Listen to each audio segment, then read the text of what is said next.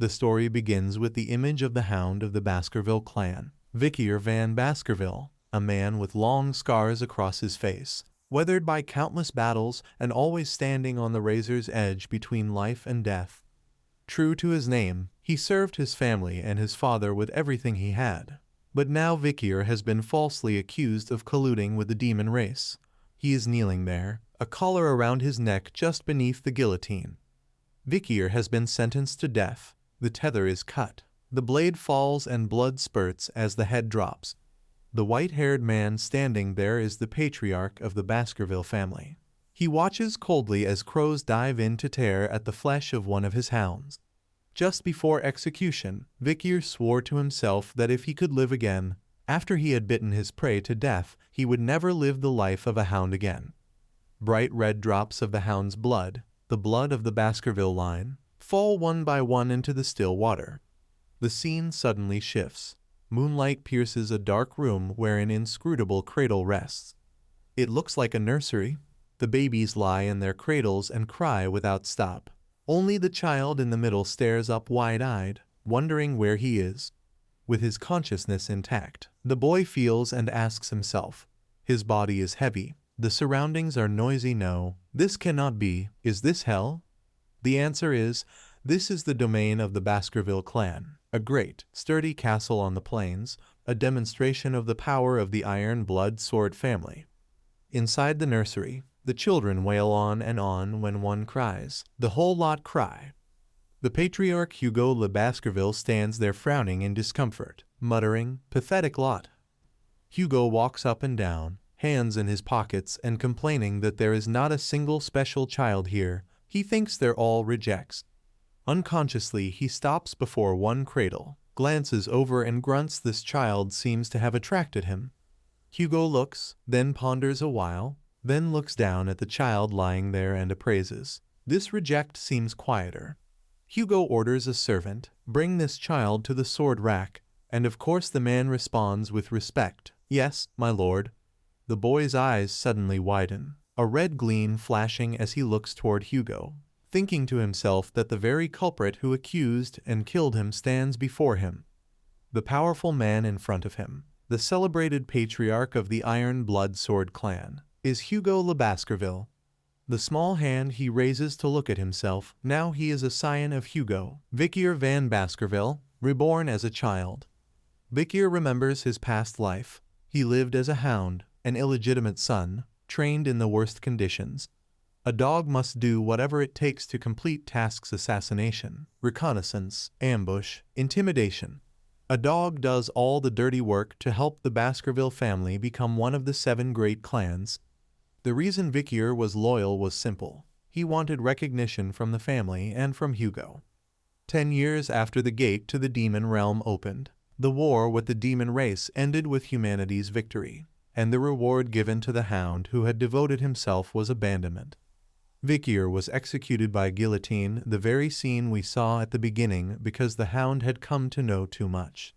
Back in the present, little Vikier now raises his tiny fist and vows he will never live that life again. He writhes in the wooden cradle with thoughts of immediate revenge, but with this newborn body there is nothing he can do. He lies prone, eyes knitted with hatred but full of resolve. Vikier thinks, being brought to the sword rack is a good chance to grow strong. Now what's necessary is to become stronger. The Baskerville sword rack is a place where sharp blades are planted close together. Children born into the Baskerville clan must pass through it in one attempt. They are thrown into a maze of blades, and after surviving they must go to the river Styx to test their mettle. The Styx is the legendary river that forges children's bodies into iron and steel, yet only some endure. A diagram forms in Vikier's memory, and he begins to calculate. To reach the Styx he must first pass through thousands of blades. The scene moves to the sword rack, where the young Vikier has been brought. The boy is trying to wriggle between the blades to crawl forward. He does not hesitate to grip the sharp steel with his skinny arms. He recalls that in his prior life he failed alongside his siblings and could not achieve the result. But this time will be different. Vikier is receiving direct attention from the patriarch himself, who stands watching while the retainers gape in astonishment at Vikier's performance. Across the sticks, aside from Hugo's composure as patriarch, everyone else is shocked to see the boy crawl into the river. Vikir tells himself he will monopolize as much of the Styx' blessing as possible. The pale mana water is shifting, tinged now with the red of blood. Vikir sinks slowly. The blood from wounds sustained crawling through the blade maze flows out and mixes into the stream. While the water soaks through his flesh and bones via those wounds, Vikir had not imagined it would be so effective. He clamps his hands over his nose and mouth to keep air from escaping and, with fierce determination, tries to hold his breath as long as possible. He does not know how much pain this will bring, but he must endure it. On the bank, 2 retainers shout anxiously down, "Young master, you must get out. You'll die if you stay in the water any longer. Pull him out. We must pull him out." Unlike them, Hugo is calm and smiles coldly, finding it immensely entertaining. He then asks Barrymore, "How long has that brat been in the river?" John Barrymore, the steward of the Baskerville house, replies, 7 minutes, my lord." Hearing that, Hugo steps forward with a smile. 7 minutes? Huh, he's probably dead. The retainer startles and says, "My lord?" He steps up and looks down at the water, where bubbles are gurgling up. Hugo calls out, "Son, you can come up now." Below, Vikir hears it, but is still forcing himself to hold his breath. He recognizes Hugo's voice and thinks, "Do you think I will give up so easily?" Vikir keeps drawing in the Styx' spirit essence with the thought that he must absorb it to the last drop. But a child's strength has limits. Vikir then opens his mouth with a few choking gasps. Air that had been trapped rushes out. His eyes roll white and his body floats listless in the water. Even so, thoughts keep echoing in his head. I must endure, I must endure, I must hold on, yet consciousness begins to fade. The stream of bubbles rising from Vikir's body grows scant, and after a while a hand lifts his foot out of the Styx.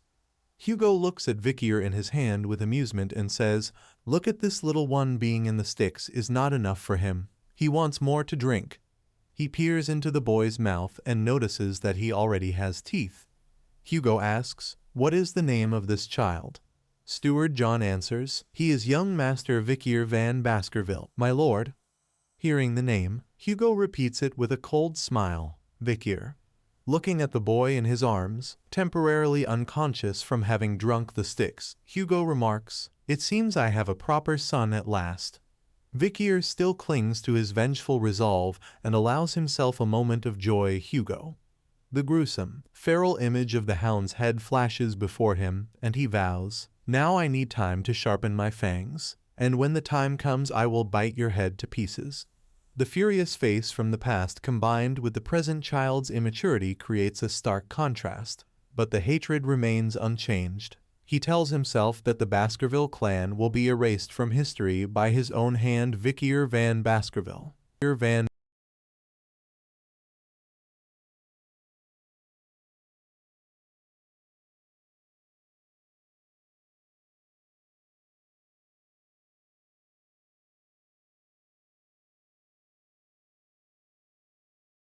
Each scream bursting forth carried tremendous shockwaves far and wide. Ah, impossible. Meanwhile, Jenna still followed Seo Jin's lead. He was checking a shield right in the middle of all this chaos. Should I do the same?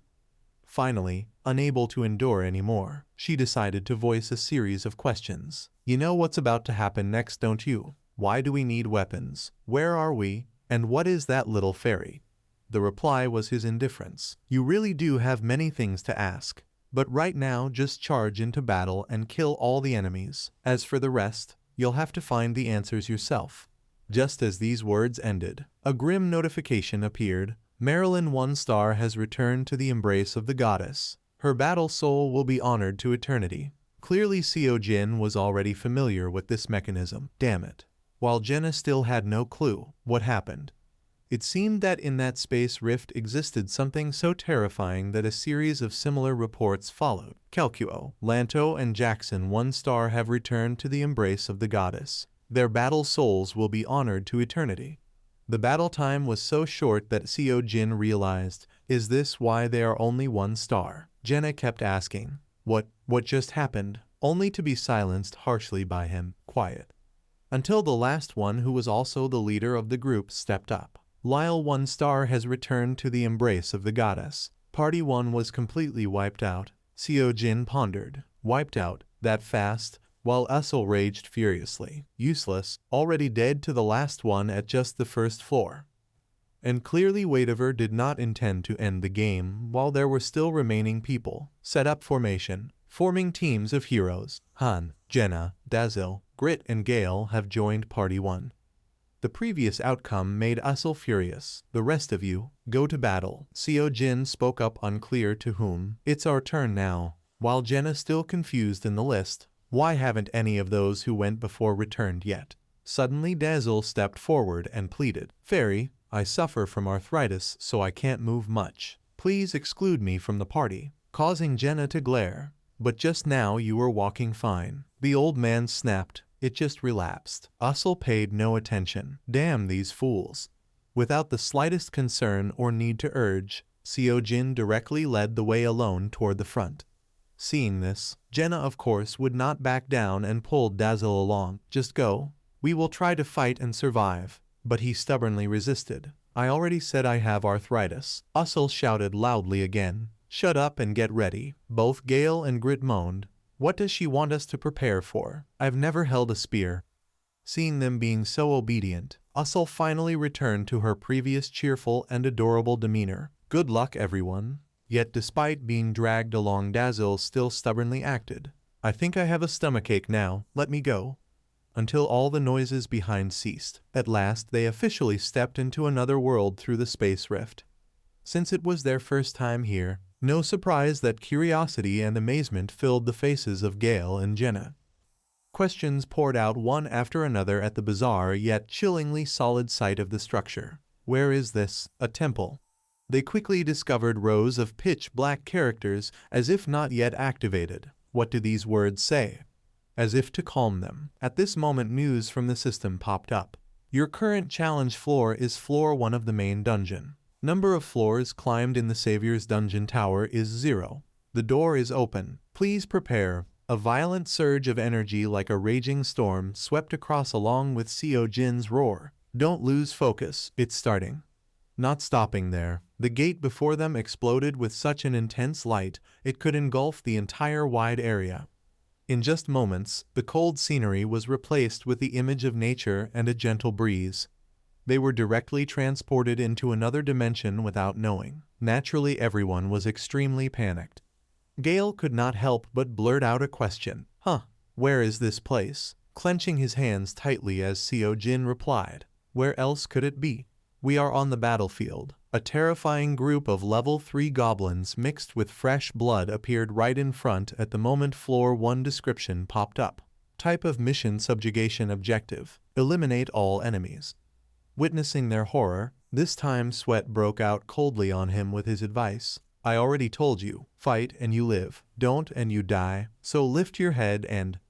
Unfortunately, before the encouragement was finished, the group of Gale showed exactly what fear meant in the face of unknown events, causing Seo Jin's anger to erupt. What the hell? Jenna 1 star panicked and reduced all stats by 30%, screamed. Hey old man, I thought you said you had arthritis. Unexpectedly, Dazzle cheerfully admitted with a panicked face, just recovered. Clearly not only Jenna, but the men like Dazzle, Grit and Gale 1 star were also panicking. All stats reduced by 30% and ended up crashing into something massive. Seeing such a scene, she was instantly startled in shock. A wall. Meanwhile, the panicked group trying to flee complained. Why can't we get out? Oh my back, let me out, I need to take a dump. No longer bothering with excuses, Dazzle used all his strength to pound on the object blocking the escape path of more than half of Party 1. What is this wall? Erase it now. Sharing the same fate and planning to charge into battle, Seo Jin couldn't help but furrow his brows tightly witnessing that scene. What a disgrace. While Dazzle's group cried out and he despised it, only the sole girl in the team, Jenna, after a long silence finally spoke. Han. She directly went to the main and most essential issue right then. Can we escape if we defeat all the goblins? There was no definite answer for her. Seo-jin and Jenna just threw themselves into preparing for battle with him, asking, "Can you use a bow? My father was a hunter, you know. I'll charge in head-on while you support from behind with arrows. Can you do it? Let's go." But she could not help but hesitate for the group of Dazzle abandoning their teammates. What about them? Seo-jin understood what she meant and coldly responded, "Don't care about them. They're just useless." For some unknown reason during the time Party 1 did all sorts of things, the goblins had just stood still ignoring them, and only now opened their wide mouths full of sharp teeth to hiss. Seeing this, he braced his body and growled with tremendous volume to announce, "Here they come." That sight alone was enough to make anyone falter. Yet Seo-jin still decisively charged straight into battle, despite never having once swung a sword or used a shield before. Completely unlike the former Party 1 members and the group of Dazzle, though his spirit was tense, Seo-jin still gripped his weapon tightly to gamble against the terrifying monsters. On his sweat-drenched face, his eyes shone with the determination and resolve of a warrior. His name was Hanuslat, but his real name was Han Seo-jin. A fierce charge from the goblins overflowing with impact made it clear this was no dream, and it seemed he had entered a damned game where everything was just about luck. In this moment of extreme tension, while the three others held their heads, Jenna did not hesitate to follow closely behind him, firing supportive arrows. Until now, the stage had yet to be cleared, so the space rift separating the two worlds had not yet opened. Pick Me Up, an engaging mobile game released by a studio under the globally renowned Morbius Corporation. The goal of the game is to conquer a 100-floor tower. The system will support the heroes by generating materials and building a base, and the player must sweep the tower clean by using strategy and tactics. And clearly just yesterday, Seo-jin was still living a normal life, immersed in the news that Pick Me Up had reached 100 million downloads, with offers such as receiving 100 gems for logging in from January 27th to February 5th, and the chance to obtain 1,000 gems. The second perk was that the master gained one additional premium hero summon guaranteed at least 3 stars, and at the end of the event a new floor of high difficulty would appear. Looking at the third item given by the publisher, he could not help but sigh in front of the screen. "A new dungeon has appeared," then muttered his evaluation. "This trashy game finally has a decent event." The ranking of heroes ranged from 1 up to a maximum of 7 stars, and Seo-jin was an extremely unlucky man who, despite having used thousands of free summons, had never once received a hero above 5 stars, so the arrival of this event made him determined. The dungeon could drop destiny scrolls at a low rate, the necessary item to create a 7-star hero. There was no reason not to participate. Pick Me Up differed from other character-nurturing games in that it imposed harsh rules, no matter how much affection and care you gave to a hero. Once they died, they could not be revived, making Seo-jin reflect, meaning whether 1 star or 6 stars, a dead character was finished, forcing players to scout dungeons first with expendable lineups. And then, after the announcement of the new dungeon opening popped up, a series of red frames indicating emergency continuously flashed. Warning, all 38 party members were terrified. The stats of 6-star Diora, Nicholas, Kent, Akla, and Melky dropped by 30%. 6-star Diora suggested retreat, making Seo-jin doubtful for a moment. What are they afraid of? Well, it doesn't matter, I just need to watch the boss's attack pattern. Even though they carried high ranks, clearly something terrifying was present as the messages continued. 6-star Diora is anxious. And then Seo-jin noticed the pitch-black silhouette that had slaughtered his entire team. Level 999. What is that? A bug. Meanwhile, the system announced, "You have failed," with a face showing no change at the result. He attributed the appearance from Mobius with a remark, clearly a system error. While a barrage of notifications poured in, 6-star Diora, Nicholas, and Kent have returned to the embrace of the goddess. Their battle souls will be honored for eternity. Seo-jin, being the player, maintained a calm tone. They were wiped out before I could even see its attack pattern. I didn't gain anything. Who would have thought that a normal RPG would turn into a master of horror? The Mobius he thought was a bug suddenly enlarged its original face like a demon pressed against the screen. I see you. Instantly, even someone as unshaken as Seo Jin had to endure a chilling cold running down his spine. What is this? Another attack form of it. The game should have ended already.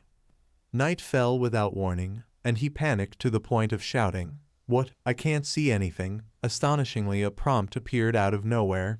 Create a new account and choose a name of 2 to 6 characters, leaving Seo Jin dumbfounded. An account. What is this saying? What is this? Without giving him time to react, the system added, the name Whatever is available. Will you use this name? Making him sluggishly analyze. Whatever, is it trying to spell whatever? I didn't type anything. What is it doing? It just agreed on its own. A sequence of actions clearly not performed by Seo Jin's hands kept playing out as if some third person had logged into the game. Whatever. Welcome to the world of Pick Me Up. Will you play the tutorial? After completion you will receive a reward. And then after all these bizarre scenes, Seo Jin finally widened his eyes to their limit. Next, clearly Whatever had chosen to join the tutorial stage upon entering the game, at a small village in the Haim territory. Here there was a boy named Hana Slat. Seo Jin was stunned at the intense scene around him. What? This is. The story continued. In the peaceful land of both humans and non-humans, Taunir, a mysterious enemy had invaded this tranquil continent. Master, if you want to save the world, climb the tower. Countless heroes will stand by your side.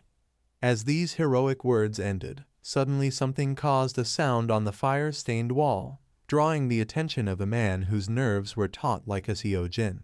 Not stopping there, the system announced Tutorial Mission 1, defeat the goblins invading the village. At this point he only wanted to keep a blank face. Goblins, doubtful. What is this message? Finally Seo Jin realized he was no longer in his beloved room, and none of this was a dream. His face full of fear on the verge of screaming. Could this be real? But not long after he recognized this was indeed reality, the moment the ferocious goblin lunged. With the instinct to resist as a human, the sword in his hand instantly transformed into a shield against the ferocity. Seo Jin's face poured cold sweat continuously as tension reigned supreme. And more than that, on the other side of the screen Whatever received a notification. The battle will begin automatically. Watch as the hero's artificial intelligence system carries out an advanced fight. Just a familiar simulation for the player, but the one truly suffering was him. In the crisis of possibly being annihilated at any moment, the sharp blade swung straight and quickly claimed the monster's head. Clearly no stage ever had only one goblin, so Seo Jin shouted loudly as if gathering all his courage. Blood sprayed everywhere as the slaughter unfolded. But he could not remember the feeling of killing another living creature. Until the moment everything ended, Seo Jin carried a body full of red and received the message of clearing the stage. Han 1 star leveled up. Reward is being sent. Please check your mailbox. A series of doubts piled up inside him. What is happening? Is this inside the game or what? Not long after, suddenly Seo Jin was overwhelmed for a moment by the scene right before his eyes. As a player who had grinded to the point of owning a 6-star character just to use once, of course he would notice the difference here. This familiar scenery is Pick Me Up. Along with the next second came a series of instructions. Master, before proceeding to the next stage, please try summoning an ally. Please tap the Summon tab in your menu. Special first-time service. Sending 500 gems needed for 1 premium summon. Making Seo Jin panic and shout out loud, what the hell is happening? Without letting him recover in time, the door before his eyes opened and exploded with a burst of holy light.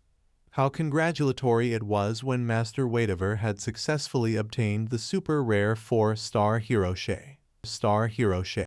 Witnessing everything while his mind ran endlessly, he was dumbfounded when he realized, summon, that was a summon. Does it mean I was summoned the same way? As if a hero summoned for the player of Pick Me Up, Shay Registry, bearing the knight profession and high skills, glanced over and raised the question, I have been summoned, who are you? Hearing such a question made him stammer unconsciously. Hana Seo Jin, she sternly introduced herself, I am Shay Registry, a knight, Ha Hanaseo Jin. What a strange name, making him break into cold sweat and hurriedly correct. No, Hanaseo Jin. Clearly the journey just entering the game was not yet intended to stop.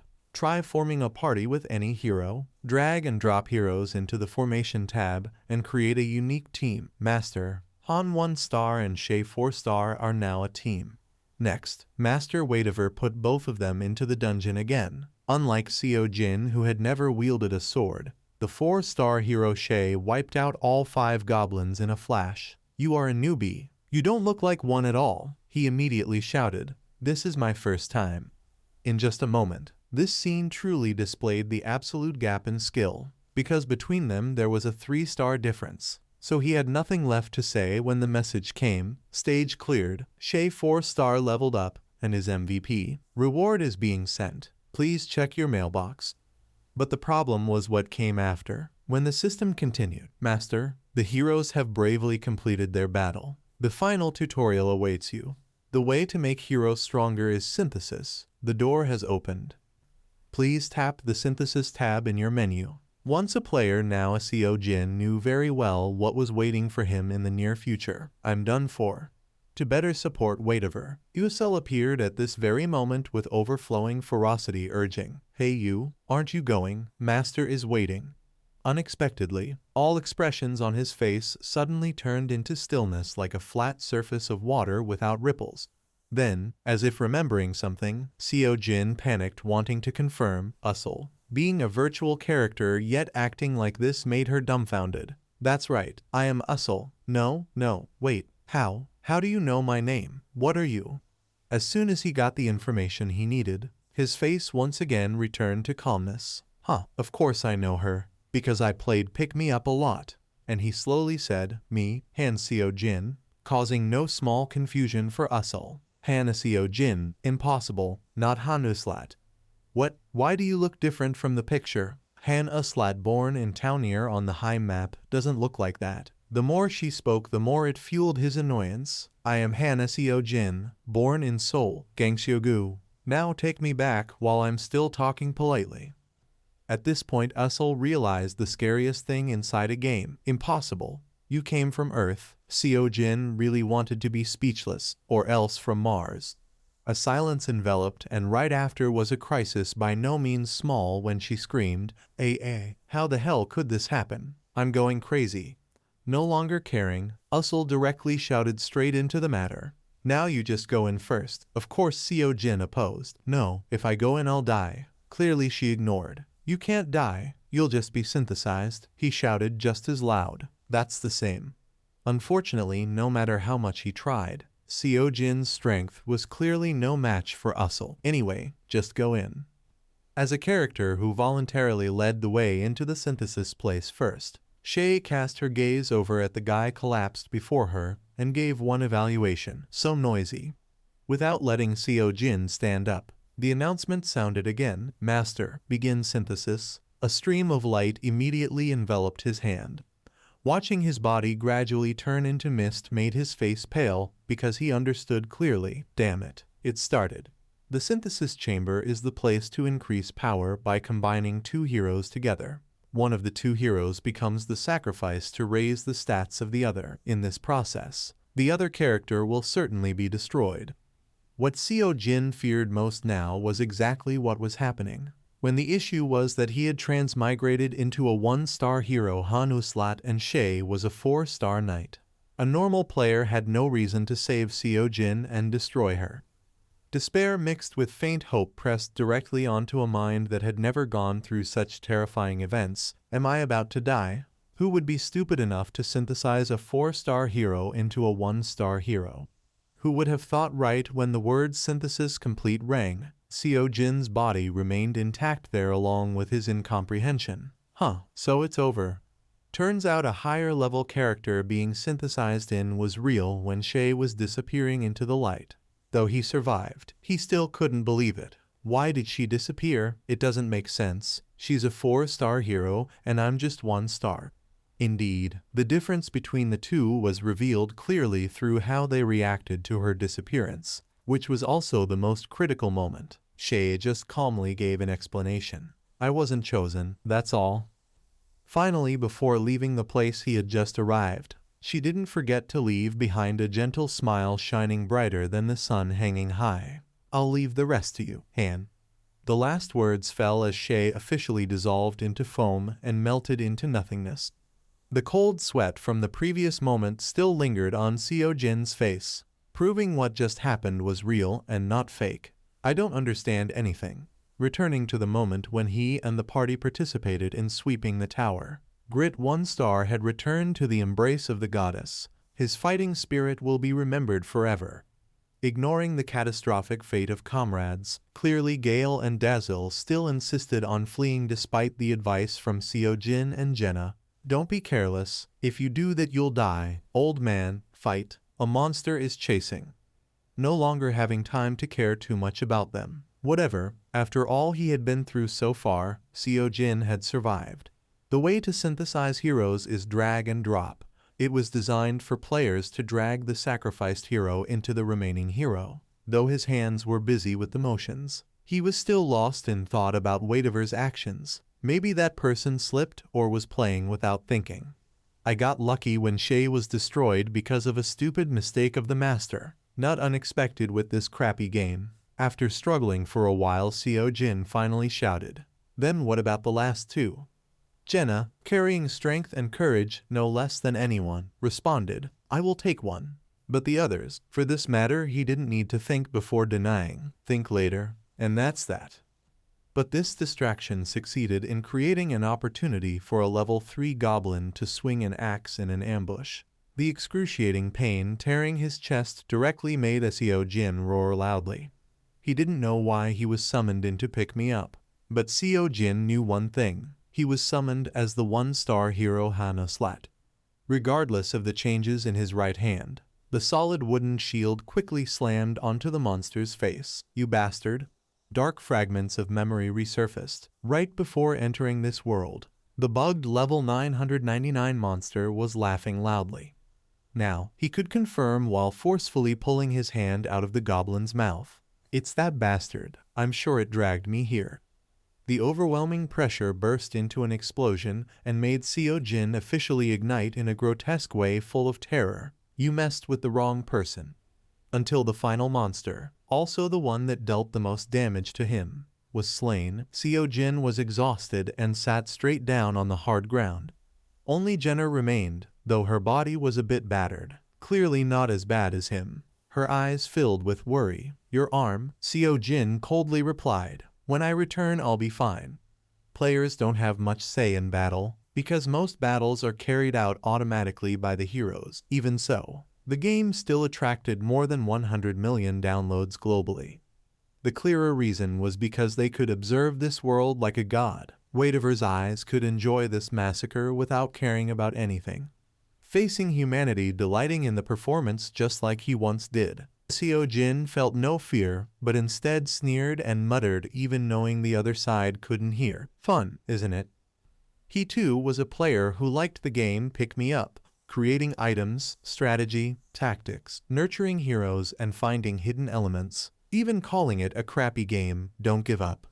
And Seo Jin at this moment had fully regained the calm mindset of Loki, ranked 5th in the world. The player even known as the Master of Masters declared, watch me survive to the end. The final outcome when the stage clear message rang, Jenna 1-star leveled up. Waitiver received a reward of 2,000 gold, 2 iron and copper ores, stones, and finally the MVP was Han 1-star.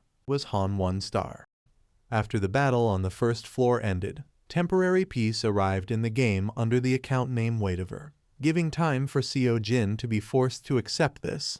This was the moment he had to stop acting like a child, because he clearly understood the current situation was that he was inside Pick Me Up, born and summoned as a 1-star hero.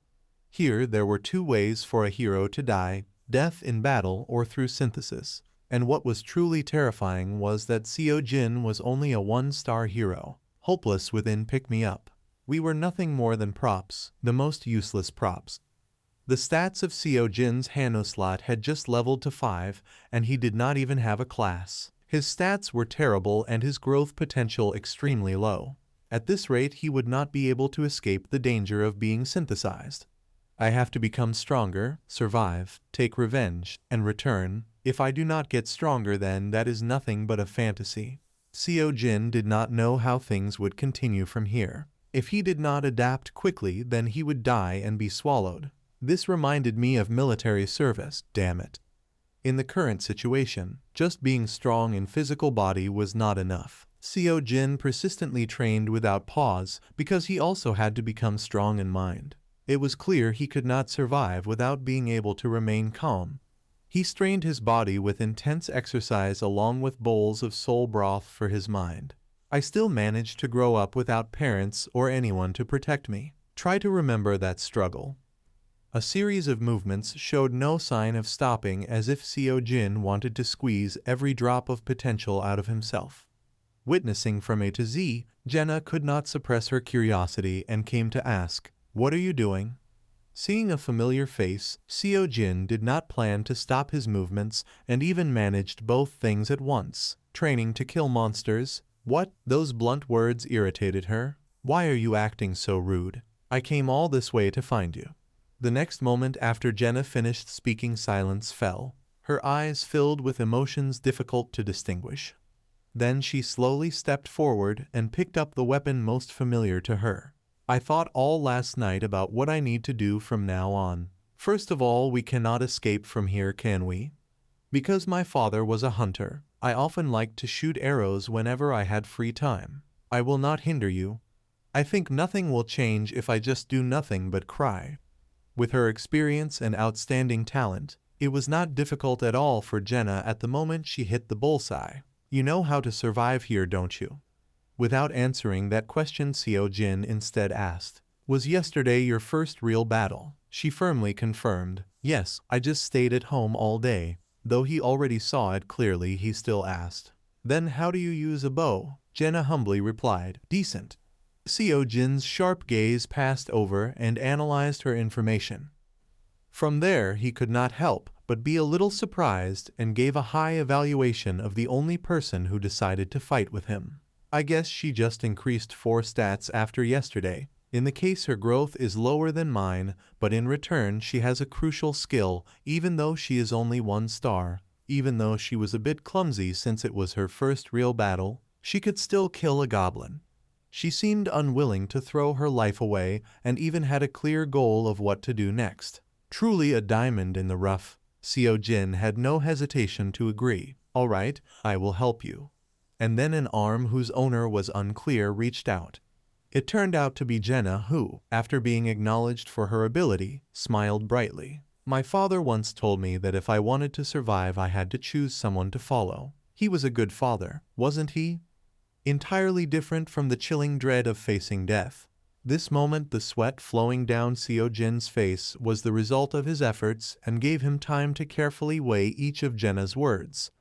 Not letting her wait too long to the point of awkwardness, since he had already agreed, he decisively marked their cooperation. Sealed by her cheerful words, "I really look forward to being your teammate, Appa."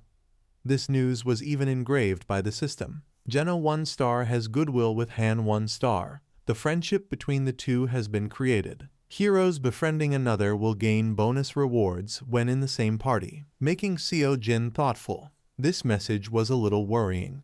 After things ended, and he temporarily finished exhausting himself to the limit. "Usul, are you here?" Such a shout from Seo Jin naturally easily drove someone as hot-tempered as her crazy. "Ah, what now? I am busy." He did not hesitate to honestly tease. "You appeared faster than someone busy." Clearly knowing what Seo Jin wanted to ask, or perhaps annoyed by being disturbed too often, Usul directly spilled a string. "No matter how many times you ask me, I will not answer. If you are curious, then climb the tower yourself. The answers are all inside the tower." But this time he changed. "Am I the only one who can see the status window above your head?" Just those 19 words alone, and he successfully shut her mouth in an instant. Next was a denial that was basically pointing straight at herself for lying. "You? What are you saying?" I do not know what you are talking about," Seo Jin confirmed. "I can clearly see it says 257. Finally Usul stammered out a chaotic string. I guess you can see it right. Is it because your existence has been upgraded? When they become one? Ah, I should not have said that. But it was enough for him to understand. I was sure after seeing her reaction. I am the only one who can see the game's messages and the master's messages. Thus Seo Jin once again went straight to the main topic and really asked something necessary. Usul, what would we have to do if the master abandoned the game? Usul resentfully replied, Master, just pray that does not happen. He could not help but sink into detailed analysis. The accident happened when Master Waitover tried to synthesize me and Shay. That was not a normal accident. A 4-star ended by being synthesized with a 1-star. The rate of a 4-star appearing in free summons is 1%. He wasted his luck with that mistake. Pick Me Up is linked with the phone so players cannot play again. And the last time since he entered the game was already 1 week since the first time. With his super brain combined with the reality he experienced, Seo Jin easily came to the guess, is time here different from Earth? Causing Essel to explode in frustration. Stop asking, I will not answer you. Thanks to her attitude basically like admitting, a genuine smile appeared on his lips. So that means time here flows differently than on Earth, doesn't it? Thanks for the tip. Next time give me more tips. Essel's fury wanted to split her forehead. Ah, you 1-star trash. After experiencing this, Seo Jin understood she could not touch him. She could only interfere when self-defense was needed, or when a hero refused the master's orders. So he decided he must investigate each rule here one by one. If he could not adapt in time, he would die, because that was exactly how this world operated. However, though Jenna was beside him hearing everything from beginning to end, it seemed the world she came from did not have this game, so she had to turn and ask, What are you two talking about? Seo Jin neatly and decisively answered, We will have to raid to the 100th floor of the tower. There exists an entity called the Master who can issue commands through Usul, and we must obey them and carry out missions. When we reach the 100th floor, we can escape from here. At this moment Jenna officially realized, Does that mean we must continue to fight monsters? Seo Jin confirmed, That is why we must train. We need to become even stronger. However, as someone who had experienced the ferocity on the first floor, Jenna could not help but worry, just the two of us, will it be okay? He did not mind the trouble and continued to explain. The master can use money to summon someone like us. Others will also be summoned here. Their choices from then on will decide their own fates. But ultimately, the immediate fate of every person who bears the title of hero here still depends on the decision of the master. Cold time slowly passed. After training all day, Seo Jin realized an interesting rule in this world. Essential items and food will regenerate the next day. And if he thought about what he wanted, it would appear in the wardrobe the following day. Of course, things like guns would not be provided. The results gained from training were also different. Now Seo Jin could understand some things that he had not known when playing Pick Me Up. Sometimes heroes would have different combat strengths, even though they were the same star. The weak ones all shared a common trait. They were too lazy to train. Training did not increase stats or levels, but enhanced skills and recovered abilities. Now that Seo Jin experienced it personally, he drew the conclusion. I had not thought about it from the start. Now looking back, I think they were not entirely wrong. To properly play a character training game, normally if a master has skill, they will categorize the main heroes into 3 types. First is mentality. The master will not even glance at any hero who easily panics. Second is about skills. A high-ranked hero is summoned with many skills already learned, while most low-ranked heroes have hidden potential that the master must actively discover. Third is physical condition, which was exactly what Seo Jin was working on at this moment. Moreover, without showing any sign of resting. 3 days passed since he began training. Finally, the master connected to the game at the moment. The notification welcome to Pick Me Up appeared. Looking at his own status board, Seo Jin could not contain his joy as he clenched his fist in triumph. I have obtained 2 skills through training. I have done my best. He did not forget to remind, get ready. The master is here. Jenna was startled. Has he arrived already? Which made him ask back, what do you mean? It has been 3 days. The next second before rushing into the game, the master began summoning. Seeing this, Seo Jin told Jenna, "The master is summoning a new hero. A party will be 5 people, so he will roll 3 times." Finally, it was done when a series of notifications rang out like spam. Master Waitiver has obtained Hero Eren, Toby and Yelson's 1 star. All 3 of them appeared with an imposing air. "Where am I? That is what I want to know." Jenna, being someone who understood the situation and had a caring heart, urgently urged them, "Hey everyone, we must prepare to fight. We will explain everything to you after we safely get through this." But it was too sudden for Toby, who furrowed his brows and confirmed again, "Prepare to fight. Who are you people?" And this time with an extremely sharp, cool face, Usul directly issued the command after receiving the order from Waitiver, "Spatial Rift, open."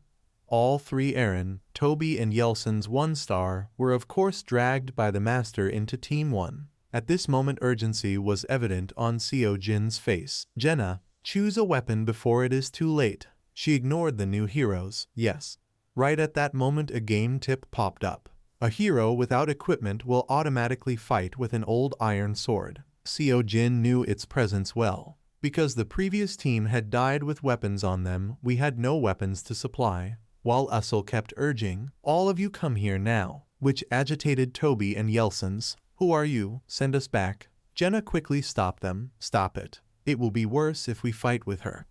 Of course that guy could not let it go so easily. He even yelled in her face, "Are you all in cahoots? Did you bring us here?" She panicked, "Not me. I was dragged here too." Seo Jin lost all patience and snapped word by word, "You are only making more trouble. They will realize it themselves in a few minutes."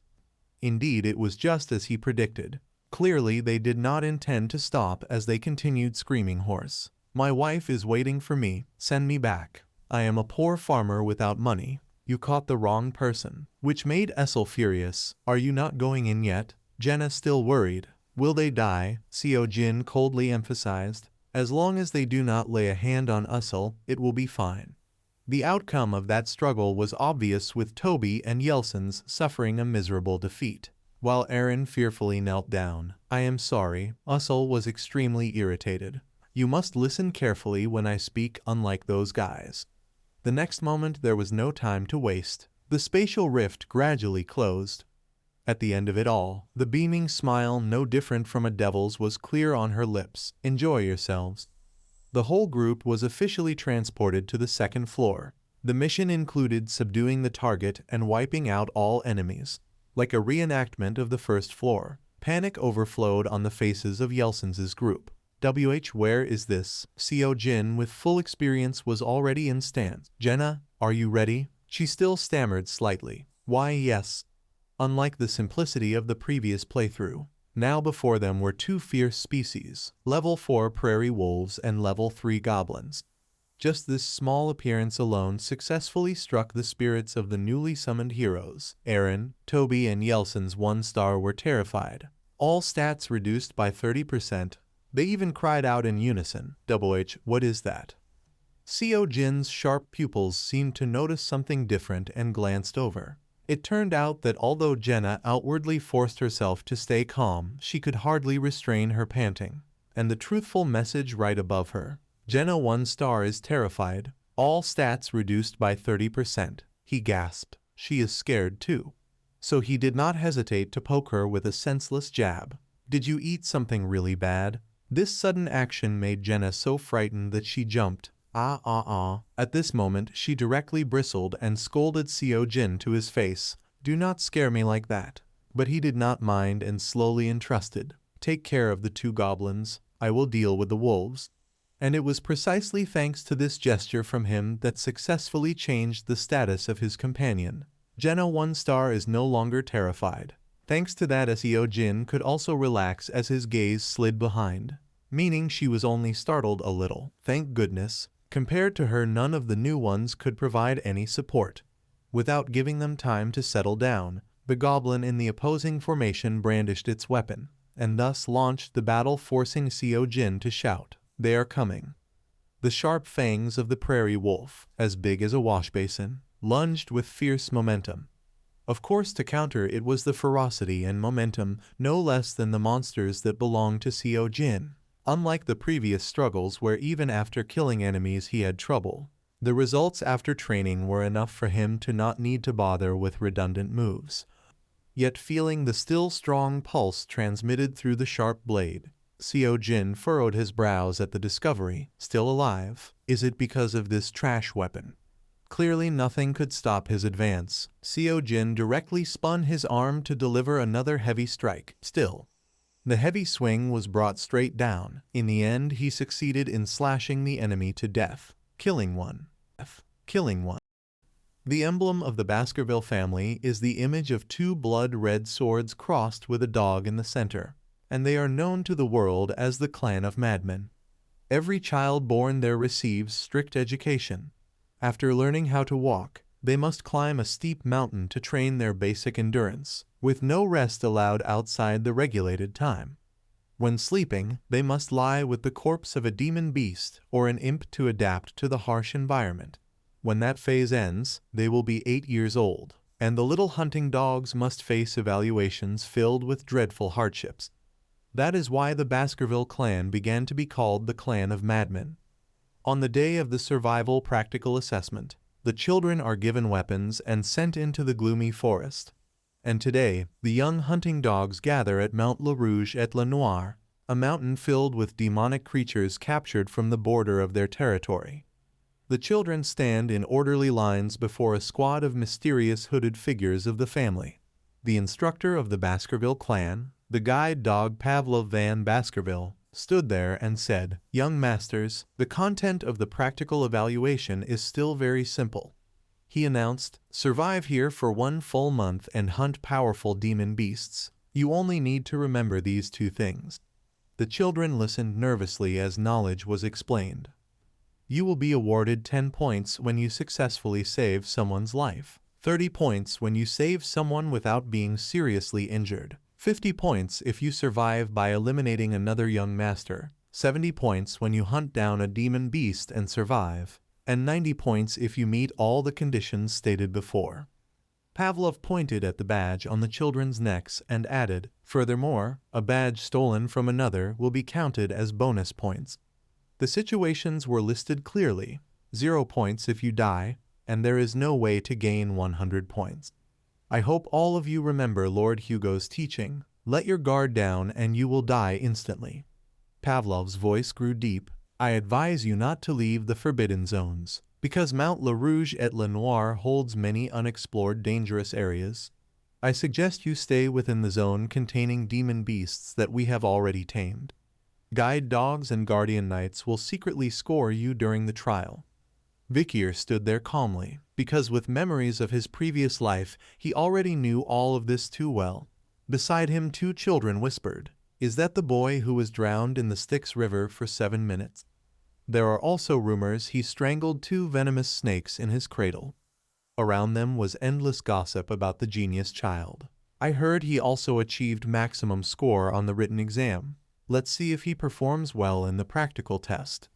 Vikir ignored the nonsense, smiling with enjoyment. "Mount Le Rouge et Le Noir, I haven't been here for some time." Suddenly, the sound of a bell rang nearby, catching the attention of Vikir and the bro trio. Pavlov shook the bell in his hand and said, "This bell will mark the beginning of the evaluation." Immediately he shook it and gently said, "I pray for your success." The bell in Pavlov's hand rang continuously, and in the blink of an eye none of the young masters below could be seen. One of them slipped away thinking, "I must secure a favorable position first, then I'll head to the spot that drew attention in last year's trial." Behind him 2 others followed with the plan, "There's no rule saying we must survive alone. We'll just follow him and steal his points." The trio advanced together, but soon an argument broke out. Highbrow said, "Let's secure that area first." Midbrow retorted, "Don't order me around." Lowbrow declared, "I'll act alone, just mind your own business." Meanwhile Pavlov lit a cigarette and wondered, has it already begun? With a long scar across his left eye, he stood there savoring the moment and thought to himself, "This test does not encourage killing, but neither is it forbidden, it is simply not encouraged. Since killing will deduct points, they will avoid murdering others with their own hands as much as possible. But still, someone must die and be thrown down to the white wolves below. Pavlov spoke aloud, with several guide dogs watching over. Everything should be guaranteed. Death will be kept to the lowest number. The scene shifted to somewhere in the forest. A guide dog secretly hid behind a tree, watching. He was assigned to observe Vikir. Looking at the boy's actions, he wondered, "This place is near the unexplored zone. How far do you intend to go, young Master Vikir?" The guide dog thought, "He is a genius who has displayed outstanding skills since childhood. I am looking forward to seeing what he shows me. But his behavior now is a little disappointing." Standing before a large dried tree with all its leaves fallen, Vikir asked aloud, "Is it around here?" Then he took a branch and scraped the ground, murmuring, "The soil must be soft enough." After that, he deliberately raised his voice for the guide dog to hear. "Now, I will decide where I'll stay for the time being." Vikir stretched and continued, "It's about time I enjoy my vacation, isn't it?" Hearing that shocked the man. A vacation. Vikir began gathering dry branches nearby. Meanwhile, the other children continued battling and competing fiercely. Next, he dug a hole, dried his shirt beside it, everything so casual. Elsewhere, the three brothers, despite disagreements, were working together to bring down a large bear. But Vikir, after pitching a small tent, simply lay there resting. The guide dog assigned to watch him grew bored. Watching Vikir light a fire to warm himself, he thought, "All he does is sleep, spend days digging a hole, hunting for food, and gathering firewood. Does he plan to just hide here and waste time?" He looked over, suspicious. "There are rumors this boy is a genius. Perhaps I don't even need to watch him since he doesn't intend to run away." Then he left his position, leaving Vikir free and unobserved. With sharp senses, Vikir instantly noticed his departure. His cold face shifted into a smile, rejoicing. Finally, he's gone.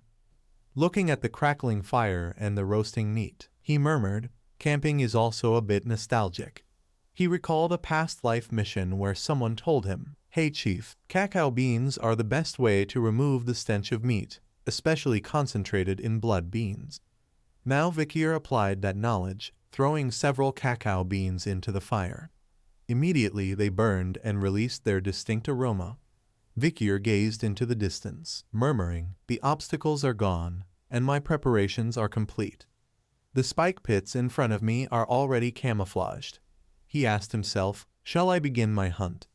A few days later, at an iron fence marked with a skull and crossbones danger sign, Vikir coldly stepped into an unexplored zone. The atmosphere was dark, trees dead and withered. He observed closely, thinking, "That side is unexplored territory. But all of this was once my backyard when I was still a scout." Looking ahead, a burning stench pricked his nose. Burnt roots. What is that? Burning dung? Something startled him slightly. He turned and exclaimed, "I found it. Indeed, a pile of burning dung." A sharp jaw emerged with flames, matching Vikir's deduction. Only one type of monster produces such excrement. He was facing a dreadful beast, one that had sickened him during his scouting days, but now he could not be happier to meet one. Nothing else but a hellhound. Its blazing body loomed above him. Hellhound. Danger level, B+. Size, 3 meters. A hound carrying the fire of hell in its jaws, a creature of calamity for anyone who encounters it. Even a single bite brings endless death. The sulphurous flames spewing from its eyes and mouth are born from the deepest pits of hellfire, unquenchable until its designated fuel-living flesh is utterly consumed. When that phase ends, they will be 8 years old, and the little hunting dogs must face evaluations filled with dreadful hardships. That is why the Baskerville clan began to be called the Clan of Madmen. On the day of the survival practical assessment, the children are given weapons and sent into the gloomy forest. And today, the young hunting dogs gather at Mount Le Rouge et Le Noir, a mountain filled with demonic creatures captured from the border of their territory. The children stand in orderly lines before a squad of mysterious hooded figures of the family. The instructor of the Baskerville clan, the guide dog Pavlov van Baskerville, stood there and said, "Young masters, the content of the practical evaluation is still very simple." He announced, "Survive here for 1 full month and hunt powerful demon beasts. You only need to remember these 2 things." The children listened nervously as knowledge was explained. You will be awarded 10 points when you successfully save someone's life, 30 points when you save someone without being seriously injured, 50 points if you survive by eliminating another young master, 70 points when you hunt down a demon beast and survive, and 90 points if you meet all the conditions stated before. Pavlov pointed at the badge on the children's necks and added, "Furthermore, a badge stolen from another will be counted as bonus points." The situations were listed clearly: 0 points if you die, and there is no way to gain 100 points. I hope all of you remember Lord Hugo's teaching, "Let your guard down and you will die instantly." Pavlov's voice grew deep. "I advise you not to leave the forbidden zones, because Mount Le Rouge et Le Noir holds many unexplored dangerous areas. I suggest you stay within the zone containing demon beasts that we have already tamed. Guide dogs and guardian knights will secretly score you during the trial." Vikir stood there calmly, because with memories of his previous life, he already knew all of this too well. Beside him 2 children whispered, "Is that the boy who was drowned in the Styx River for 7 minutes? There are also rumors he strangled 2 venomous snakes in his cradle." Around them was endless gossip about the genius child. "I heard he also achieved maximum score on the written exam. Let's see if he performs well in the practical test." Vikir ignored the nonsense, smiling with enjoyment. "Mount Le Rouge et Le Noir, I haven't been here for some time." Suddenly, the sound of a bell rang nearby, catching the attention of Vikir and the bro trio. Pavlov shook the bell in his hand and said, "This bell will mark the beginning of the evaluation." Immediately he shook it and gently said, "I pray for your success." The bell in Pavlov's hand rang continuously, and in the blink of an eye none of the young masters below could be seen. One of them slipped away thinking, "I must secure a favorable position first, then I'll head to the spot that drew attention in last year's trial." Behind him 2 others followed with the plan, "There's no rule saying we must survive alone. We'll just follow him and steal his points." The trio advanced together, but soon an argument broke out. Highbrow said, "Let's secure that area first." Midbrow retorted, "Don't order me around." Lowbrow declared, "I'll act alone, just mind your own business." Meanwhile Pavlov lit a cigarette and wondered, has it already begun? With a long scar across his left eye, he stood there savoring the moment and thought to himself, "This test does not encourage killing, but neither is it forbidden, it is simply not encouraged. Since killing will deduct points, they will avoid murdering others with their own hands as much as possible. But still,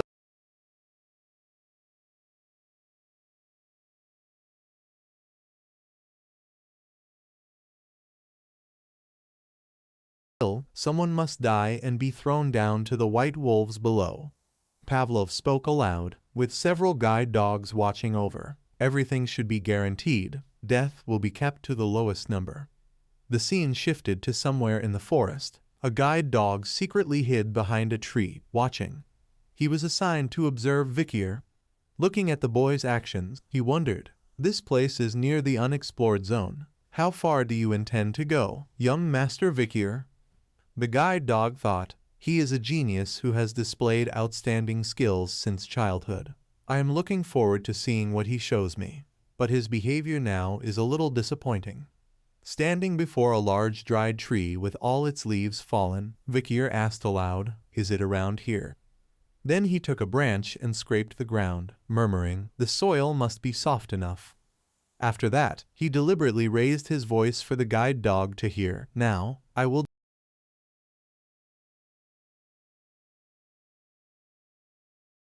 decide where I'll stay for the time being."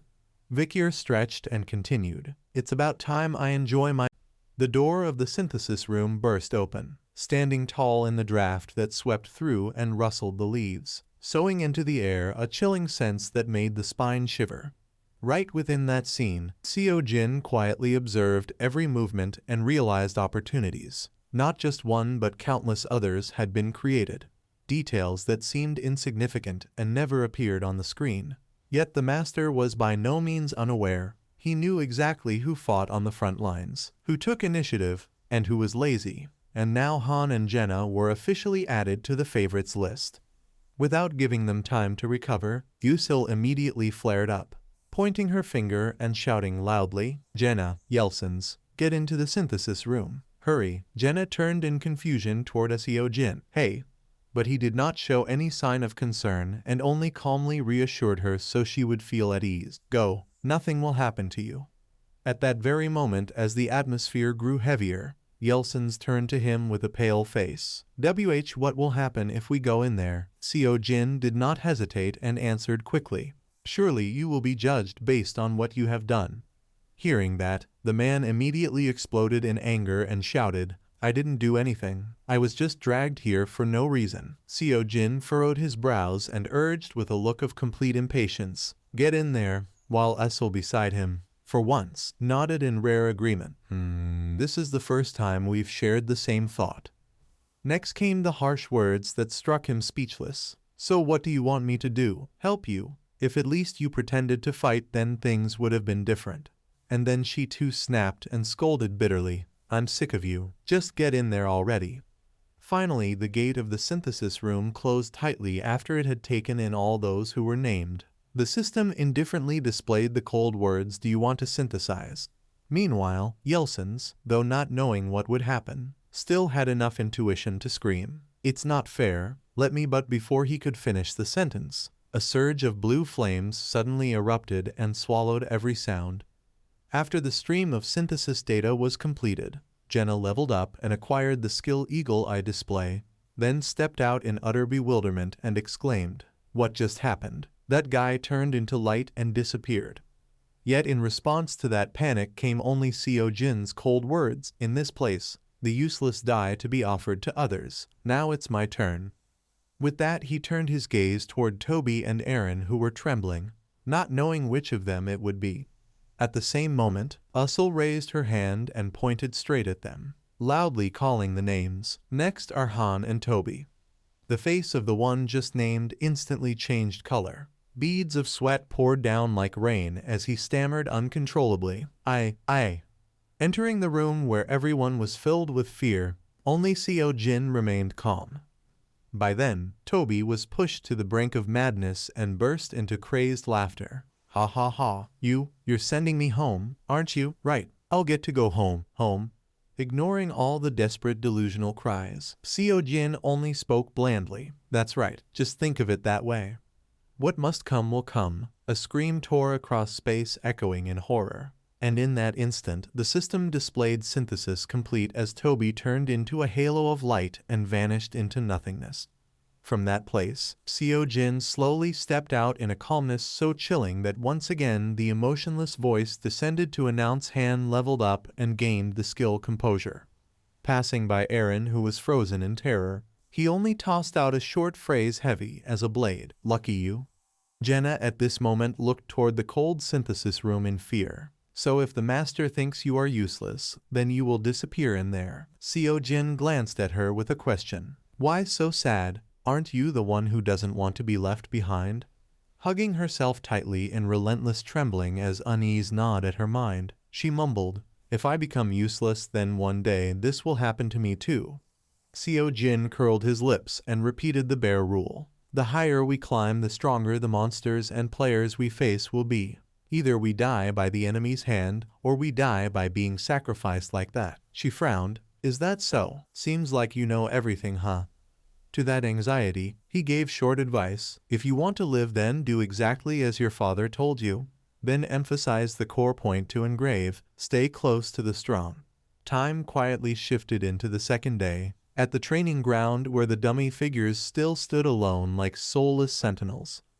In the moment when all sound seemed to halt, Jenna suddenly bowed her head and pleaded, "Please look after me." That sight made Seo Jin pause slightly. "Did something happen to you?"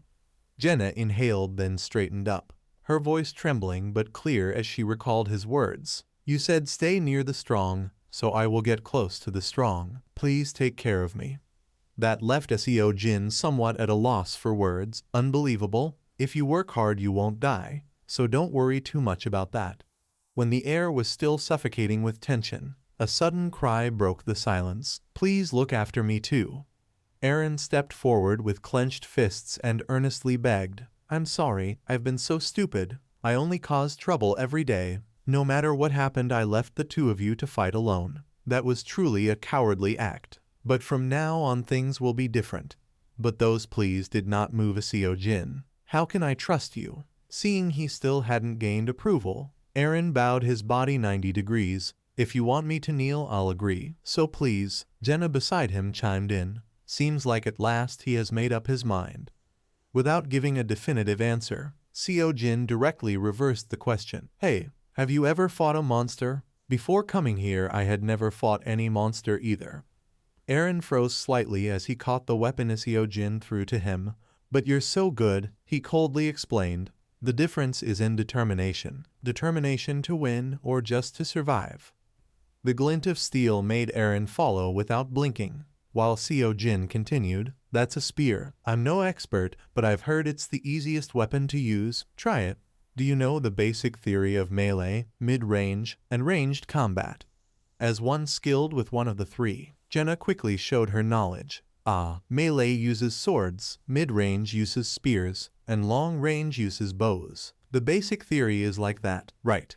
Gripping the wooden sword in his hand, Seojin gave the reason for the choice. Because our team only has 3 people, so this is the most effective way. Right after that tense moment, he poured all his resolve and looked straight at Eren. What are you doing? Prepare to fight. The man was bewildered and utterly confused. Fight? Aren't you going to teach me? In the instant the words fell, Seojin's steps had already turned into wind rushing toward him. I've never used a spear. What could I teach you? I learned to fight by myself. So you learn by yourself too. Then he unleashed strike after strike on Eren. Be grateful you have an opponent to fight with. I only had dummies as my opponents. Under the unceasing pressure of battle, Seojin pressed on relentlessly so the man could only grit his teeth and endure. He couldn't stay on the defensive forever, so he had no choice but to muster all his resolve and, shouting, raised his weapon high to strike back. At that moment, Seojin easily landed a kick into his stomach. Fighting with your eyes shut, are you? It hasn't even threatened your life, and this is all you can do. If I were a monster you'd already be dead. From behind, Jenna worriedly spoke with hesitation. It's the first time and you're already like that. Aren't you being too harsh? But what came back was only Seojin's flat and blunt tone. I don't want to have to take care of others. If you can't keep up I'll just leave you. Then he sternly posed a question to Eren. Do you have a family? Clutching the dull aching wound, he struggled to answer. My sister, she's waiting. In return came Seojin's indifference. At least you still have someone. I have no one at all. After a brief silence, he pressed the tip of his sword against Eren's neck without the slightest hesitation. Next he narrowed his sharp eyes and posed a scenario for him to ponder. So what will happen if you cannot return here? Dying at the hands of a monster will be excruciating, even worse than being synthesized. If you don't want to continue then just give up. Each word from Seojin struck like thunder in clear skies, crashing down into Eren's clenched teeth and brooding silence. Seeing this reaction, Seojin unconsciously smiled in satisfaction, knowing he had driven the point home. At last he gave a positive remark about Eren. The spirit in your eyes is better now. And then at some point, a series of notifications appeared as Webtoon began upgrading. You have chosen the Forge, an appendix of level 1 weapons. Upon acceptance, it will cost another 500 gems to construct. Watching the environment gradually rendered by the data, Seojin directly stated, I can now walk around, and now the forge is open too. Soul, if you're here then come out. Hearing her name called, she appeared in irritation. Who do you think you are to call me whenever you please? But he countered with a superior tone, I'm sick of that attitude. Fix it. She went mad from being corrected and punched repeatedly with blows too weak to even itch. And clearly Seojin did not care. You're the one sending tips to Webtoon, right? You can access the internet, can't you? If you can intervene in the system, then surely you can use it. Hearing this, she folded her arms across her chest and affirmed, That's right, I can. My hobby is roaming around websites. He curled his lips and confirmed. So the tips you send are being used as the foundation. After summoning items 10 times, unlocking level 1 of the training facility, and then unlocking the forge. That statement of Seo Jin's stirred doubt in Essel. How do you know? He still calmly leaned against the wall and explained. That post is very popular on Pick Me Up. You don't know, the one Loki posted. Hearing that familiar name, she immediately questioned. You know Loki? He shrugged indifferently. Of course, I'm also a user of Pick Me Up. Hitting the topic she knew best. Essel suddenly rattled on like a fanatic. Huh? You must only be stuck on the lower floors. Lord Loki is the master of masters, the war god of Pick Me Up. If there were 7 stars, he would already be the #1 in the world. A half-smile slowly appeared on Seo Jin's face as he carefully probed. Why do you like Loki? She eagerly gave her reason. Because he is the one who turns the impossible into possible. The corners of his mouth lifted higher. Oh, turning the impossible into possible. And Essel mocked. You're a pick-me-up player, and yet you don't even know that. Then she soared high with excitement as she went on about her idol. Lord Loki is but just as she was immersed in her excitement. Seo Jin suddenly spoke, causing Essel's wings to freeze. Sorry to break this news to you. Hearing that, she suddenly turned her head in confusion. What? After a pause deliberately stretched out to add more mystery, he tilted his head and slowly emphasized each word. I am Loki. I am Loki. Vikir sat slumped against the base of a tree, unmoving for a moment. His face darkened. Then suddenly his eyes snapped open wide. His teeth clenched wordlessly. He looked toward the approaching Cerberus and thought, I lost consciousness after being struck by it. He felt the blood and pain coursing through his body and wondered, my whole left arm hurts. Is it broken? A claw mark had appeared along his arm, his torn sleeve exposing injured flesh. He could not even raise his left arm. His expression briefly startled. Across from him, the 3-headed beast rushed forward again, and Vikir thought, even with Cerberus wounded, for me to be only this injured, is this the blessing of the sticks? The monster lunged once more, its blow splintering the tree, but Vikir swiftly darted aside, silently giving thanks. Long live the sticks. His eyes grew tense. But if I keep taking hits like this, I will not survive. He watched the hound turn again, a desperate situation. Yet even in such times a seasoned hunter always finds the best option. The best I can do now is, of all strategies, flight is the best. With that thought he spun and fled, not daring a direct clash, and it immediately pursued him. He thought grimly, if not for its wounds I would already have been caught and torn to pieces. Perhaps I should thank those barbarians in the mountains. He spotted a fence ahead, realizing beyond it lay the outer boundary. He poured all his strength into leaping across. If I can reach there, I will make it. But if I am caught before then, I die. At the same time, the 3 sets of fangs roared and closed in. The shadow of man and beast streaked through the dark forest. Vikir raced anxiously, muttering inwardly, where is it? It must be near. At last he saw it, the place he had marked before. He ran with all his might, whispering to himself, just a bit more, just a bit more. At that very moment, as Cerberus's maws neared his body, Vikir's face tightened with fear though he forced calm. His foot pressed down, bracing. Now, as Cerberus lunged, he sprang into the air, flipping forward a short distance. Its massive jaws gaped before him, ready to snap shut. But suddenly its paw pressed a hidden trap he had set. The great bulk of Cerberus began to tumble into a pit, while Vikir slid across the ground on the far side. He lay back gasping at the sky, relief flooding in. Staring at the writhing beast within the trap, Vikir sneered, welcome to the sword sieve, Cerberus. He sat up smiling, wiping his face, thinking, who would have thought the snare I made for hellhounds would capture Cerberus itself? The 2 side heads foamed green, the same poisoned effect as the hounds. After all, Cerberus was also a dog, and the bean essence coating my spearhead acts as toxin. The central head roared, eyes blazing. Vikir hefted a sharpened stake, preparing to hurl it, and said, I suppose a high-class beast would not die from a single strike, right? He hurled it with all his might, but shockingly, the stake failed to pierce its thick hide. The monster kept snarling, terrifying and savage. Vikier stood calm, counting silently, 1, 2. The beast dragged itself free of the pit, bleeding but advancing. He did not move, continuing, 3, 4. Cerberus roared, eyes fixed on him, jagged fangs bared, and 6 seconds passed. At the 7th, when it was face to face with him, its remaining head bellowed, spewing blue poisonous froth from its throat. Vikier wiped his face and exhaled in relief. Looking at the fallen colossal body, he murmured, exactly 7 steps, so the rumor was true. Remembering the stake, he said, that wooden spear I threw was a bit different. He muttered, even a single bite should not have left it able to take 7 steps, but the spear was coated in blood serpent venom. Luckily I had kept it since childhood. He raised his hand to receive the aura flowing from the corpse and said, I can feel the energy of Cerberus. It seems all 3 heads are dead now. Gazing at the massive carcass, he wondered, how can I move this? The cause of death is obvious. The Night Guardians will soon suspect me. He pondered, first there is something I must do. Cerberus, a gatekeeper beast, had the habit of guarding a domain. Surely there must be a dungeon nearby.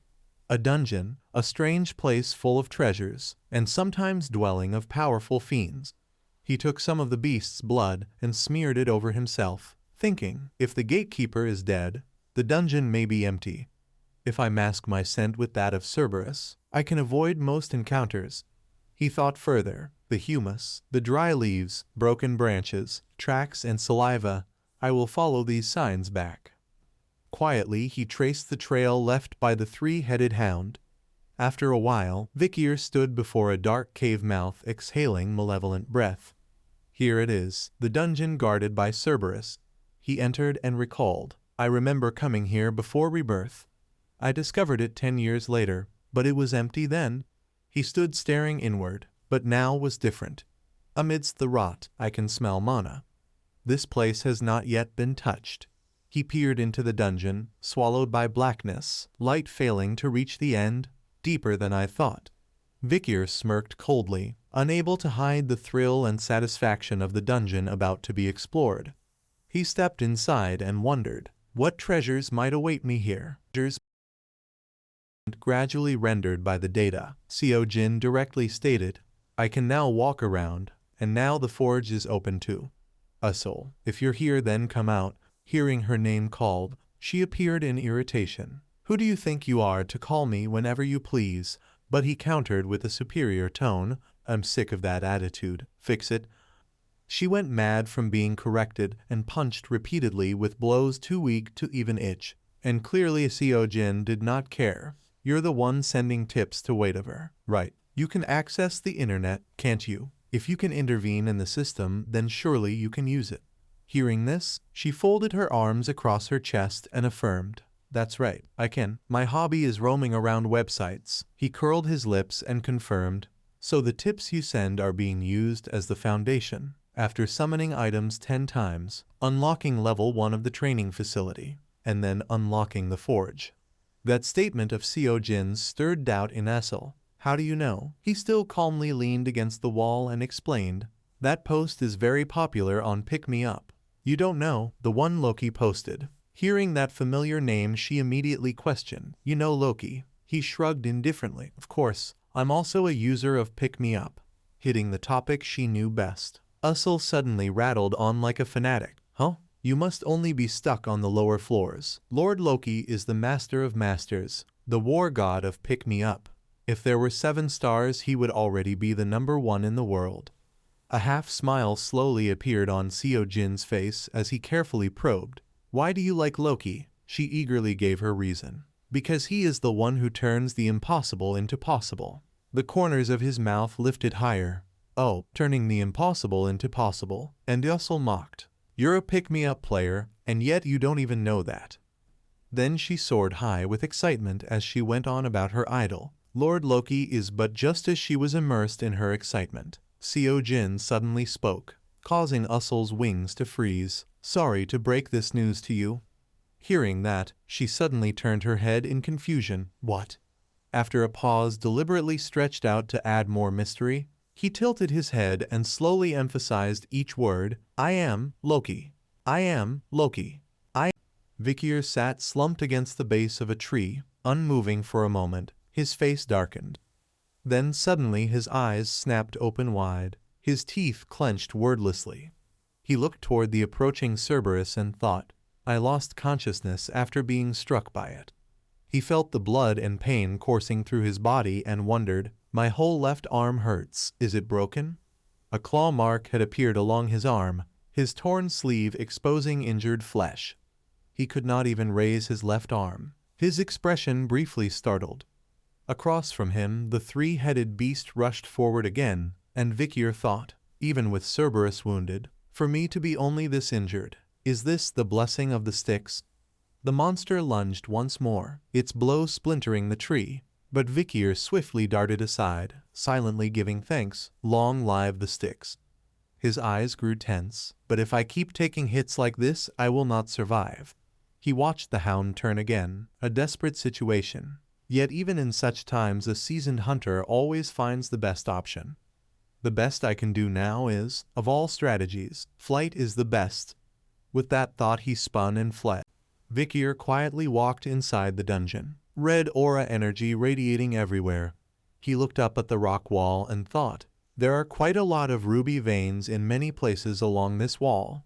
It seems this place is connected to Fangrid Mountain, a branch of Rouge et Le Noir Mountain, which is translated as the Red and Black Mountain.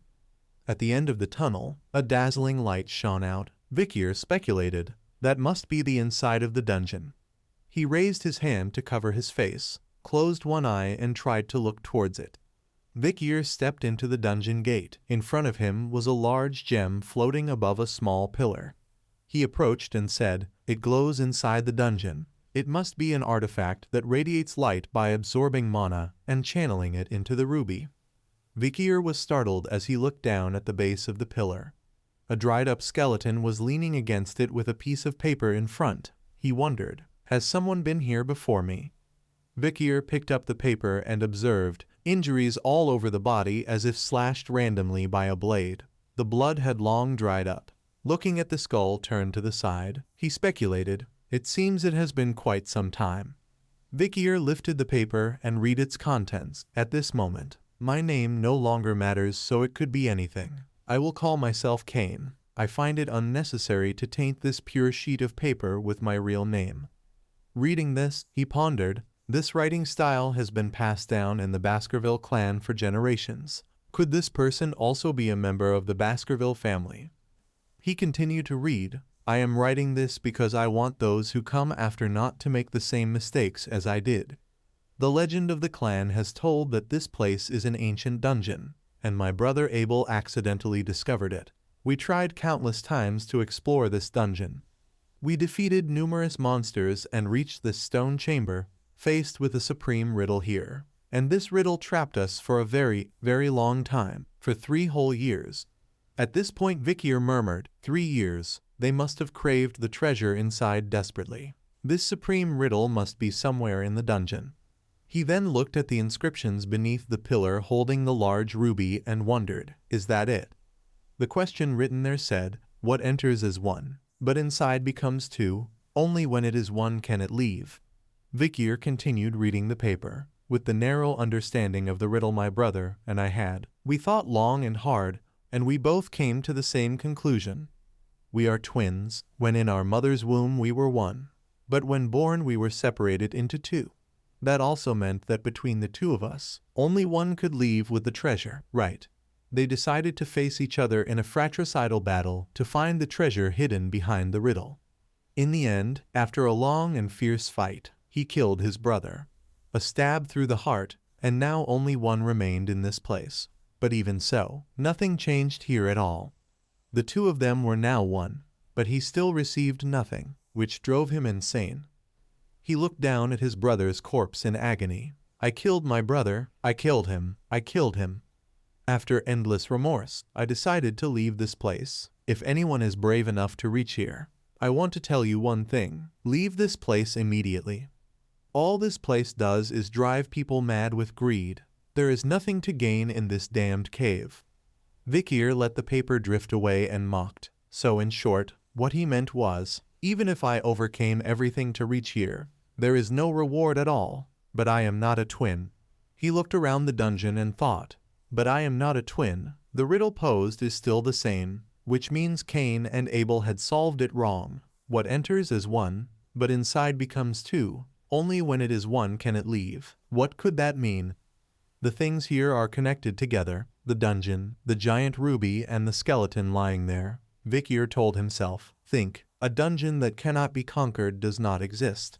He looked down, suddenly realizing something. Vikir exclaimed, looking at his own shadow cast on the skeleton. He smiled. It seemed Vikir had found the answer, but did not dare to believe it. His lips murmured, impossible. Looking at the large glowing gem, he continued, so it is this. Cain and Abel were just unfortunate brothers, because there were two of them. They were trapped in their situation and could not solve the riddle. Vikir raised his hand, the dark tunnel contrasting with the shining stone chamber. The answer to the riddle was the dungeon itself. He stood there with his shadow stretching behind him. When we enter, we are one with the dark tunnel, but the moment we reach here, we become two because of the ruby's light. Vikir decisively shattered the ruby, then let it turn dark once more. The final area of the dungeon would be opened. He sneered confidently and said, the answer is my shadow.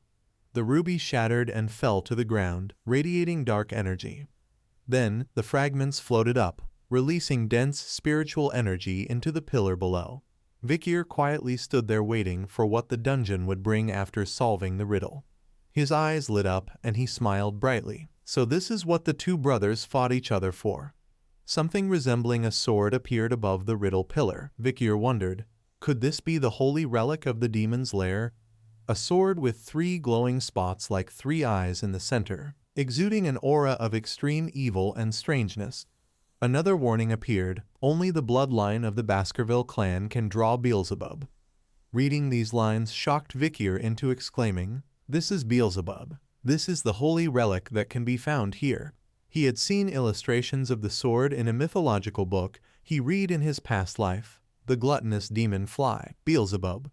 In ancient mythology, it never mentioned the great demons that ruled the lands. There were in total 7 calamities corresponding to the 7 deadly sins.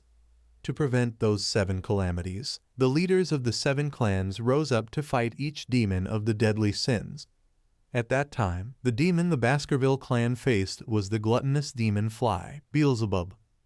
And from then on, what remained of Beelzebub was sealed within the territory of the Baskerville clan, and the demonic energy Beelzebub emitted attracted monsters, or at least that was what the myth said, though no one believed it. However, the legend was true. In the future, this sword fell into the hands of demons and brought death to countless human warriors on the battlefield. Vikir sneered as he gripped the sword hilt and said, but in this life, that will not happen again. Anyway, now it will belong to me. He tried to draw the sword. The aura from it surged unceasingly. The vicious dark aura from the sword invaded his hand, making Vikir scream. Then, it gradually seeped into the back of his hand and merged with his body. In just a moment, the fusion was almost complete. Vikir's face grimaced. Deathly demonic breath spread around. The long, sharp blade shot out from the back of his hand. Vikir clenched his fist in awe. A sword crystallized from what remained of the holy relic of a demon. Obtaining Beelzebub truly exceeds all expectations. He sneered, his deathly gaze blending with the eerie aura of Beelzebub, and said, I wonder how much stronger I will become in this life. I look forward to it. I look forward. For me to be only this injured, is this the blessing of the sticks? The monster lunged once more, its blow splintering the tree, but Vikir swiftly darted aside, silently giving thanks. Long live the sticks. His eyes grew tense, but if I keep taking hits like this, I will not survive. He watched the hound turn again, a desperate situation. Yet even in such times a seasoned hunter always finds the best option. The best I can do now is, of all strategies, flight is the best. With that thought he spun and fled. Not. Vikir quietly walked inside the dungeon. Red aura energy radiating everywhere. He looked up at the rock wall and thought, there are quite a lot of ruby veins in many places along this wall. It seems this place is connected to Fangrid Mountain, a branch of Rouge et Le Noir Mountain, which is translated as the Red and Black Mountain. At the end of the tunnel, a dazzling light shone out. Vikier speculated, that must be the inside of the dungeon. He raised his hand to cover his face, closed one eye and tried to look towards it. Vikier stepped into the dungeon gate. In front of him was a large gem floating above a small pillar. He approached and said, it glows inside the dungeon. It must be an artifact that radiates light by absorbing mana and channeling it into the ruby. Vikier was startled as he looked down at the base of the pillar. A dried-up skeleton was leaning against it with a piece of paper in front. He wondered, has someone been here before me? Vikier picked up the paper and observed injuries all over the body as if slashed randomly by a blade. The blood had long dried up. Looking at the skull turned to the side, he speculated, it seems it has been quite some time. Vikier lifted the paper and read its contents. At this moment, my name no longer matters, so it could be anything. I will call myself Cain. I find it unnecessary to taint this pure sheet of paper with my real name. Reading this, he pondered, this writing style has been passed down in the Baskerville clan for generations. Could this person also be a member of the Baskerville family? He continued to read, I am writing this because I want those who come after not to make the same mistakes as I did. The legend of the clan has told that this place is an ancient dungeon, and my brother Abel accidentally discovered it. We tried countless times to explore this dungeon. We defeated numerous monsters. After obtaining the most precious thing in the dungeon, Vikier turned his head and wondered, there is nothing else to take here. Should I go back? Suddenly he felt dizzy. His vision blurred and his body staggered. Vikier sensed the growl of his stomach. His belly was rumbling loudly. His entire body lost strength and collapsed. His face twisted in confusion. What is this? Dizziness? No. Is it hunger? Beelzebub appeared on the back of his hand. It along with his whole body was trembling. He wondered, is it trying to tell me to feed it?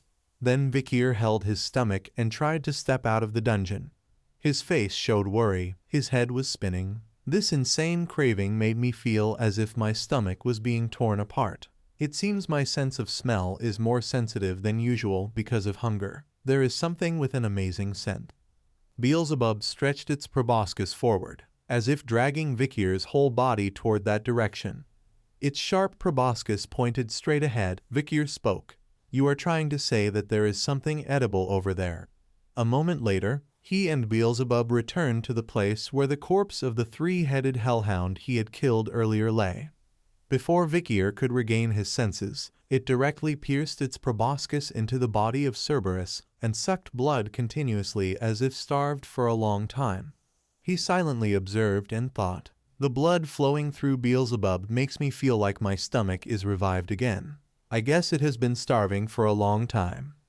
In the middle of the desolate forest, withered trees and barren land, could it also be because of Beelzebub's ravenous hunger? Vikir wondered, how much do I have to feed it to satisfy it?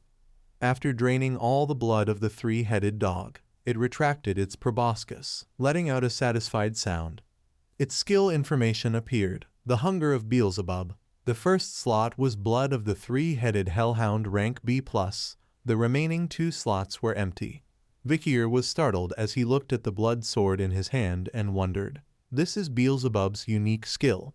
The hunger of Beelzebub. It is said it can turn the opponent's skill into its own. It can absorb unlimited skills, and those absorbed will be completely annihilated.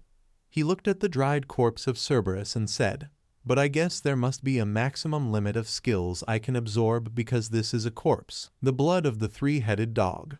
A skill that makes even the smallest scratch bleed a horrifying amount. Vikir was startled by a thought. Wait, if I can obtain this skill. While lost in thought, something stirred within the corpse of the three-headed dog. Beelzebub appeared again with its bloodlust, thrusting its sharp proboscis downward, emanating a vicious aura that Vikir could not stop. He hurriedly exclaimed, wait. It continued sucking the blood of something. He could only scratch his head and sigh. You cannot eat everything. It will be hard to explain when they inspect it later because the body will be completely damaged. Vikier was speechless, letting Beelzebub gorge itself for now. After a while, he tapped on it and ordered it to stop.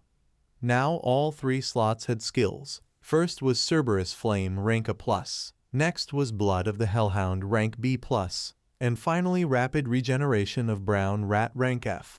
Seeing the strange skill, Vikier wondered, rapid regeneration. So it also ate the brown rat corpse beneath Cerberus. Holding the rat in his hand, he smiled in satisfaction. But obtaining flame from Cerberus was the great harvest. With the skill I absorbed from the Hellhound, a person will die if hit by this skill. The feeling is even more terrifying than being burned alive. Vikier looked at the corpse before him and sighed. I have already prepared the monstrous creature for the practical exam, so now I just need to relax until the evaluation ends. The scene shifted to some time later. The young hounds of Baskerville returned after completing the practical exam. The evaluation continued afterwards, and the corpses of the monstrous creatures that the young hounds captured were turned into shields, swords, necklaces, and were returned as trophies. And among the corpses of the monstrous creatures, one young hound brought back shocked the Baskervilles present. Hugo sat there. After hearing the report, he could not believe his ears and asked again, "Who caught what?" Butler John held the paper in his hand and reported, "Young Master Vikier van Baskerville, 8 years old, by chance passed through an unexplored area during the exam and hunted a Cerberus, a dangerous monster of rank A+. The family head still did not believe those words and immediately asked again, "You are talking about the 3-headed Cerberus highly rated by the night guards our order once faced?" John replied, "I was informed that it had been injured earlier by barbarian tribes and had been poisoned." Hugo continued to ask, "What kind of poison is strong enough to bring down a Cerberus, and how in the world did it get poisoned?" The image of Vikier appeared in the butler's mind. He replied, "Nothing else was recorded in the hunting log. I tried to ask young master about it, but he said he was tired and returned to the dormitory so." Seeing him hesitate, Hugo understood the matter, stroked his chin and smiled with admiration. This boy is cunning, knowledge is power, and power is value. The butler added, "To be honest, I was also very surprised, thinking that such talent came from one with the name Van, and not La or Li." Hugo interrupted. "You do not understand me." John confusedly asked again, "Forgive me, Lord." Hugo smiled. "I am different from the previous family heads. I do not care about bloodline when I raise a hound. It does not matter to me whether it comes from royal family or servant. All I care about is talent and determination." The warm sunlight shone into the room through the window, along with the voice of the Baskerville family head. "As I said, even the weak may come from a good bloodline, and the opposite. You understand what I mean?" The butler thought to himself, he is aware of the second son who is training in a remote place. Then he spoke, "I am sorry." Among the great buildings of the family, Hugo waved it off. "It is fine, but I need something to improve my mood. Call the boy here." John immediately replied, "I will call young Master Vikier." A while later, he appeared in his father's room, standing there with an innocent smile hiding the calculations inside. Hugo asked directly, "I heard that you killed a Cerberus in the practical exam. How did you do it?" Vikier honestly, "I fed it chocolate to kill it." The conversation continued. The family head asked, "Chocolate?" Vikier's voice sounded. "Chocolate is actually a deadly poison to hellhounds." Hugo nodded. "I see. That is why you asked for chocolate." He replied, "Yes." John stood there listening and thought. They only ask and answer repeatedly without even greeting each other. Is this really supposed to be a father-son conversation? Things did not end there. Vikier continued to receive questions from the family head. "I heard that you did not answer the butler when he asked specifically about the hunt. Why was that?" The seemingly innocent but deeply calculating answer of his, "Because he is not my master." This made Hugo feel interested and asked further. "Then who is?" Vikier replied, "Because I am a member of the family. The family head is my master." "Who else could it be?" Hugo smiled. "You have learned very well." He stood there listening to the family head rewarding him. "As a reward, the corpse of the creature you captured will be yours alone. And since you ranked first, I will grant you a wish." Vikier rejoiced inside. "I have been waiting for this. With it, I can obtain what I want." His wish startled both the family head and the butler. I wish to enter the sacred library of 10,000 tomes. The Sacred Library of 10,000 Tomes, a colossal library in the deepest place of the main fortress of the Baskerville Order. The library is one of the largest in the empire. Hugo looked at his son seriously and asked, "The Sacred Library of 10,000 Tomes? Do you know that only the family head and deputy family head and core members are allowed in there?" Vikier pretended to answer, "If I am not permitted, I will give up," he thought to himself. "I guess I have no choice but to sneak in later." But Hugo's answer made his eyes widen in shock. Vikier could not believe what he had just heard. "You may enter." The family head smiled. "In the deepest part of the library, I want you to read the Baskerville Sword Art, the sixth form, which is placed in the sixth restricted section." This made Vikier slightly worried as he thought, "The Baskerville Sword Art, the sixth form? Hugo is allowing an illegitimate child to read that sword art. There has never been a case where an illegitimate child." System notification. Mission for the fourth floor is to subjugate the target. Wipe out the enemy. Harpies and hordes of goblins fiercely charged forward. Hansen raised his shield and panicked. "It's all up to you guys." Seo Jin's voice came from behind to reassure him. "Calm down. You're holding shields. Usually you don't even need to attack. The swordsmen and archers are right behind you." He and Zid shouted in unison to gather courage, ready to face the monsters. Seo Jin's voice rang out. "The weak also have ways to fight like the weak." At that moment the sharp claws of the harpy slashed down. Hansen quickly raised his shield to block. Seeing him and Zid holding the line together stably, Seo Jin continued, "That's through arranging a defensive formation." Dika held his spear, taking a small step back to observe carefully. As Seo Jin explained, using the power of the group instead of a single individual, Dika suddenly rushed forward and cooperated to eliminate the goblin. Watching the battle, he told himself, "I won't join in, I can easily clear this stage, but if I do, they won't be able to practice formation." When the battle ended, the system sent a notification. "Stage cleared. Zid, Hansen leveled up. MVP Jenna, loot acquired includes 2,000 gold, iron ore and leather." Seeing Hansen and Zid high-fiving excitedly, Seo Jin couldn't help but worry. "Still don't know what the fifth stage mission will be. Surely there will be stages I can't clear alone." The team returned together. Dika joyfully slung his arm over his two friends' shoulders and teased, "How was it?" Hansen winked. "What do you mean, easy peasy?" Seeing their morale so high, Jenna softly praised, "Not bad at all." Seo Jin unusually agreed with a hum. Scene shift. The forge they obtained earlier appeared. The master was playing more frequently. On the second tenfold draw, he had obtained a blacksmith and a tanner to activate the smithy. The blacksmith, the tanner, and the carpenter worked together to craft equipment, most of which were E-rank swords and shields, distributed evenly among the newly summoned heroes, helping them survive significantly better. The main party received higher-grade equipment. Now Seo Jin, Aaron, and Jenna looked like real warriors. Speaking of the others, the three who didn't fight well were merged into one group. They were the ones who never showed up at training grounds and kept trying to avoid tasks. Dolph was among them, the one who lied about his class. A few days later, Zid held his weapon and complained, "Still the fourth floor today. I want to go to the next stage." Seo Jin turned to ask, "Usul, should we do the fifth stage today?" She replied, but didn't sound too sure. "I guess so." Jenna was surprised. "We're really going to the fifth floor?" Leading towards the plaza, Seo Jin reminded them, "This time will be different. Calm is good, but if you're too calm your heads might roll before you realize it." Zid got excited. "Yes, sir." Entering the dimensional rift, a blinding flash appeared.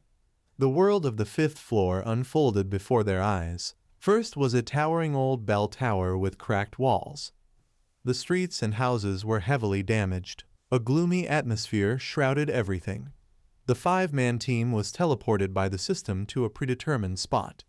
Aaron looked uneasy. "Boss, I don't see any monsters," Seo Jin instructed. "We'll move through the city first and check the situation." "Form ranks," voices quickly replied. "Yes, sir." Observing carefully along the streets, he assessed, "The whole city is empty. Not a single monster in sight. No civilians either. This isn't a subjugation mission. Suddenly Eren flinched and pointed. Boss, over there. In front of them was a long decomposed corpse, only a skeleton leaning against a wall. Looking around, Eren wondered, what is this place? Houses are here, but no people. Jenna worried. These are dried bloodstains. This mission is different from the others, Seo-jin answered. Those earlier ones were just warm-ups. Soon they reached the city center. Seo-jin looked at the towering bell tower and asked, Jenna, can you climb up there? She confidently replied, yes. In no time she was at the top, scanning the distance. Zid shouted from below, see anything? She drawled, well, the whole city. Suddenly she fell silent, her eyes and expression tense. I hope I'm seeing wrong. Eren grew anxious. What is it, old lady? Being rushed while focused. She snapped a bit. Wait a second.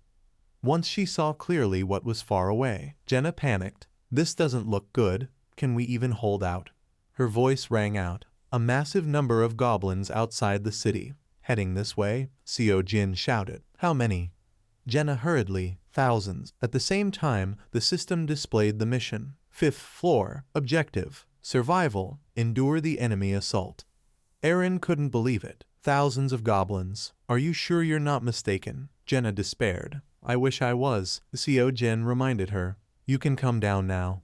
Feeling shaken, Eren gripped his spear tightly. Boss, could the system be broken? Seo-jin reassured. Don't panic. The mission isn't to wipe them out, just to survive. As long as we endure for a while it'll be fine. Hansen trembled. Can't we run? Trying to touch a nearby door. Seo-jin was instantly warned by the system. Restricted area. He had to say, we can't go inside houses. Only keep moving. The team quickly ran forward. Eren asked nervously, how long do we need to endure? Seo-jin assessed. 10 minutes. Just survive 10 minutes after contact. Hearing that calmed him. Then it's not impossible. But Seo-jin frowned inwardly. Unlucky. The mission time was 30 minutes, he calculated. If a survival mission appears on a low stage, the team's chance of survival is only 9%. Seo-jin ordered, don't take main streets, move into the alley. He evaluated. Higher stages are fine, but low stage survival is notorious as the hero grinder. Zid felt uneasy. Nowhere better, Seo-jin explained. All the buildings are destroyed. There will be gaps. No time to find another spot. We'll defend here. The 5 moved into a narrow alley, backs to each other, forming a defensive circle. To steady them, Seo-jin explained, because it's narrow, we'll face them one at a time. Even 1,000 won't matter. Zid and Hansen shouted together, yes, we'll give it all.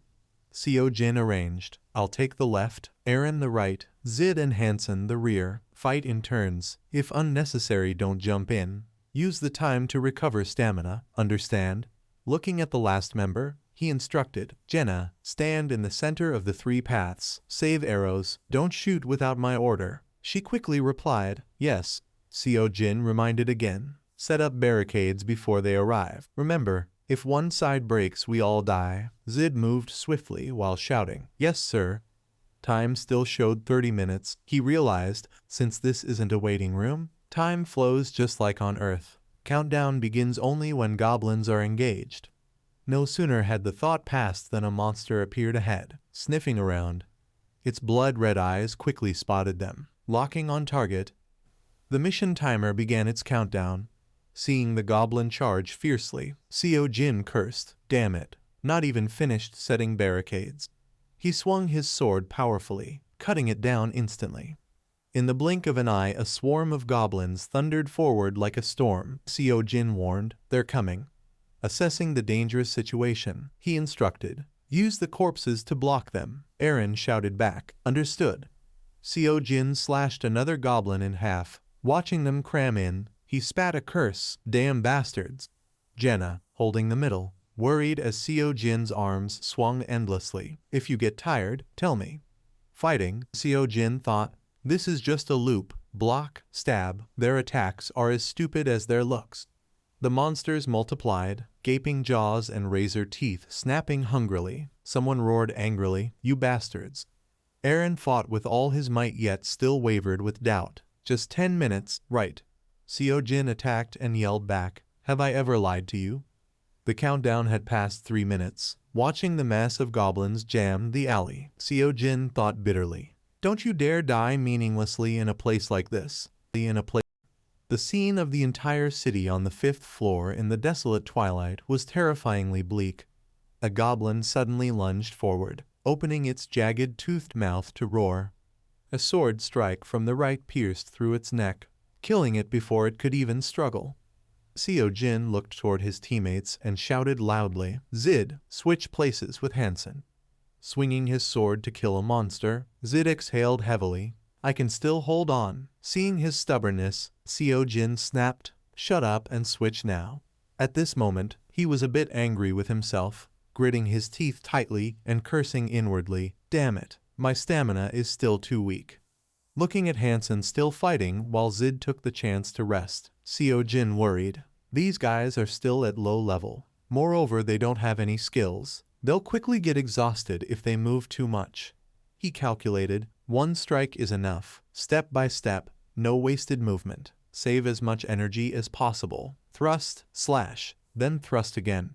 While attacking, Seo-jin reassured everyone. These monsters are very weak. They're just the low-level creatures from the 1st floor. But his mind was in turmoil. The problem was they were too many, swarming like ants. Seeing the goblins endlessly rushing forward, someone questioned, "Don't they know fear? They keep charging like they want to die." Seo-jin's eyes flickered with alarm. He quickly shouted, "Switch again." Zid quickly stood up to change position, reminding Hansen, the opponent, who was engrossed in killing, only managed to reply briefly, "Got it." Seo-jin realized this was the most dangerous moment, immediately instructing, "Jenna, assist Zid. Remember to retrieve the arrows right after you shoot." Jenna swiftly released her first arrow. "I've been waiting for this." His voice rang out to add, "Your part also includes the goblins at the entrance." As the arrow flew and pierced into a goblin's head, Seo-jin asked again, "Hear me clearly." She answered firmly, "Yes." Aaron, defending one side alone, eyes bloodshot from fighting monsters since the beginning, suddenly spoke up, "Boss, didn't you say only 10 minutes left?" Seo-jin struggled to fight while replying, "Idiot, only 5 minutes left." In front of them, a goblin recklessly lunged like a demon. Suddenly, it opened its mouth and roared in pain, falling backward inexplicably. It turned out Jenna had planted an arrow right into its head. She angrily yanked the arrow out. "Don't come here, I'm pissed now." Suddenly, a heart-wrenching scream rang out. Zid's right hand was bitten off by a monster. The system notified, "Zid is bleeding. Stamina will gradually decrease."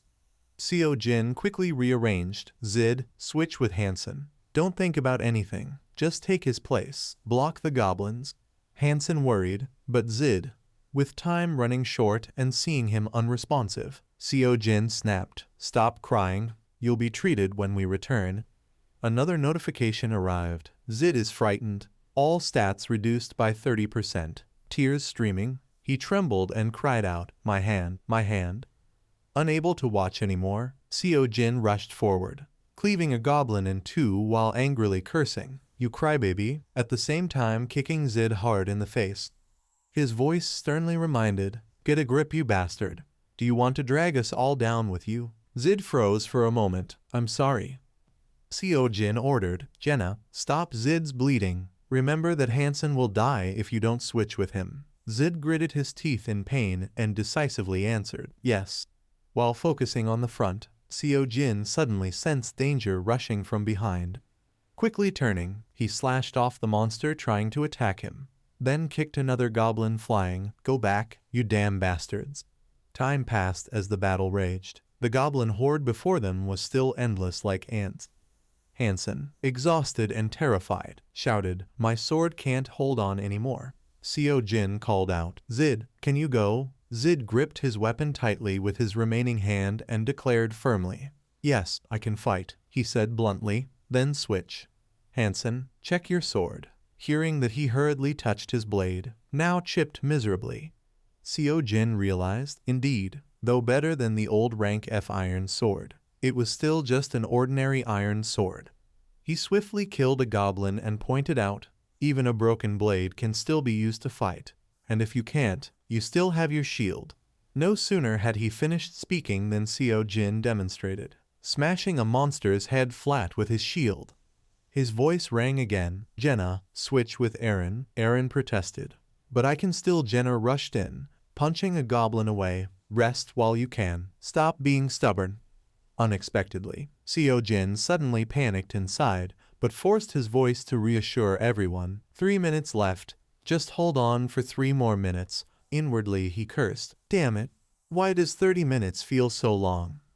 Eren, switch with Jenna. Jenna hesitated. All right, Eren assured. Don't worry, 10 seconds of rest is more than enough. Seeing Zid worn out, Seo Jin continued reorganizing the defense. Hansen, switch. He shouted. Jenna, shoot towards Hansen. Jenna puzzled and hesitant. But very quickly Seo Jin noticed the few arrows left on her back.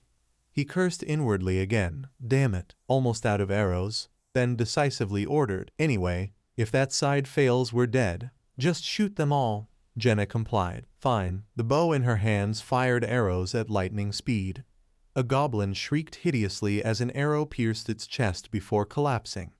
Another monster's blood-red eyes suddenly bulged. It lunged at Hansen but was dropped by 2 of Jenna's arrows.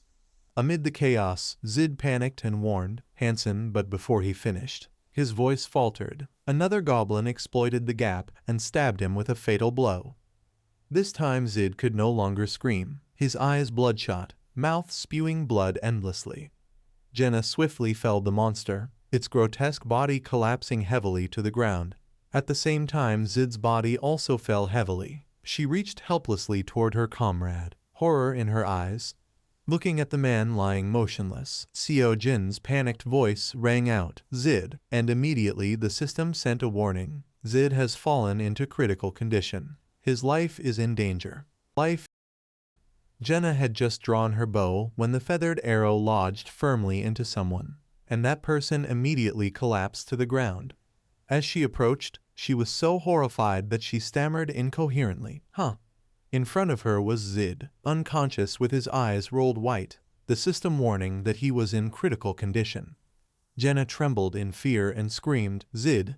Seo Jin, at that moment tense and running like the wind, couldn't help but curse out loud, damn it.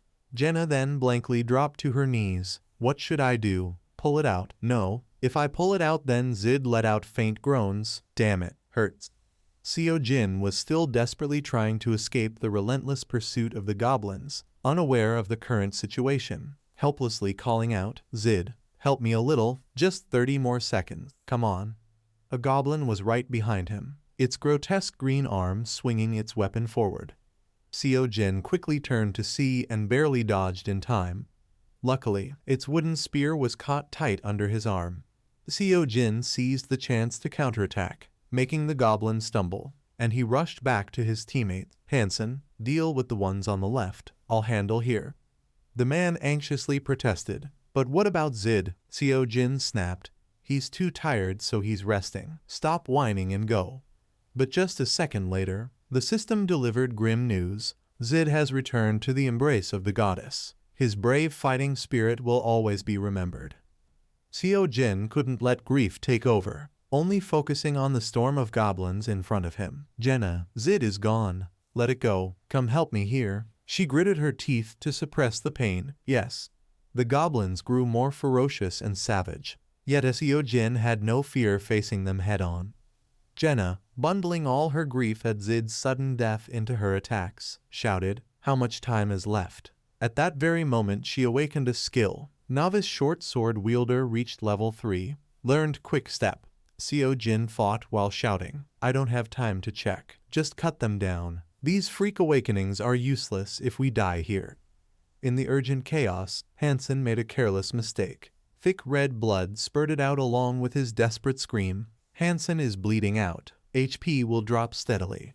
Surrounded by goblins right in front, Hansen had no way to escape, so he begged desperately, Please, save me. I don't want to die here. Terror struck suddenly. His strength nearly drained. Hansen cried in agony, Please. Seo Jin didn't want anyone to die, but he couldn't do anything now. He could only watch helplessly, teeth clenched. The goblins, sensing prey, didn't let go. They all pounced. Hansen, terrified of death, screamed in despair, "Save me, please." Seo Jin couldn't risk the whole group for one man, so he firmly ordered, "Jenna, Aaron, move with me." Jenna hesitated. "But what about Zid and Hansen?" Seo Jin immediately hammered it into her. "If you want to mourn them, then survive this wave first." At the same time, the second sad news came. Hansen has returned to the embrace of the goddess. His brave fighting spirit will always be remembered. The ruins were now nothing but desolation with lingering smoke. One figure slid, feet scrambling for balance. Jenna, Aaron, and Seo Jin stood close, ready in defensive stance. Jenna couldn't suppress her unease. "Will we die here?" he barked. "Don't jinx it." Suddenly Seo Jin had an idea. Glancing aside, "Jenna, climb that wall behind us." She startled and asked back, "You're telling me to run alone?" Seo Jin impatiently shouted, "What are you saying? You climb first, then I'll follow." The goblins were storming in like a flood, their chaotic shouts echoing, "They're coming, don't stab." To protect the others, Seo Jin dashed forward, slashing non-stop, shouting, "We won't last, killing one at a time." His eyes gleamed, each strike more brutal. Now a single sweep of his blade took goblin heads. Jenna soon climbed up and called down, "I'm up, hurry." Seo Jin instantly sprang, grabbing the wooden railing, yelling, "Aaron, you go." Jenna, unwilling to leave anyone behind, reached out, "Take my hand." Aaron, dripping sweat, looked up at the two safe above. Then he grasped Jenna's hand as she pulled. But before he was fully up, a goblin lunged and drove its weapon deep into his calf. Realizing the dire situation, Seo Jin leapt back down, sword cleaving its back. "Jenna, hold him tight, don't let go." His eyes were now fiercer than the monster's, his gaze sharper than the blood-soaked blade. The goblin's weapon was still lodged in Aaron's leg, so Seo Jin made a bold decision. "I'll cut your leg." Aaron couldn't bear the pain, screaming a moment later.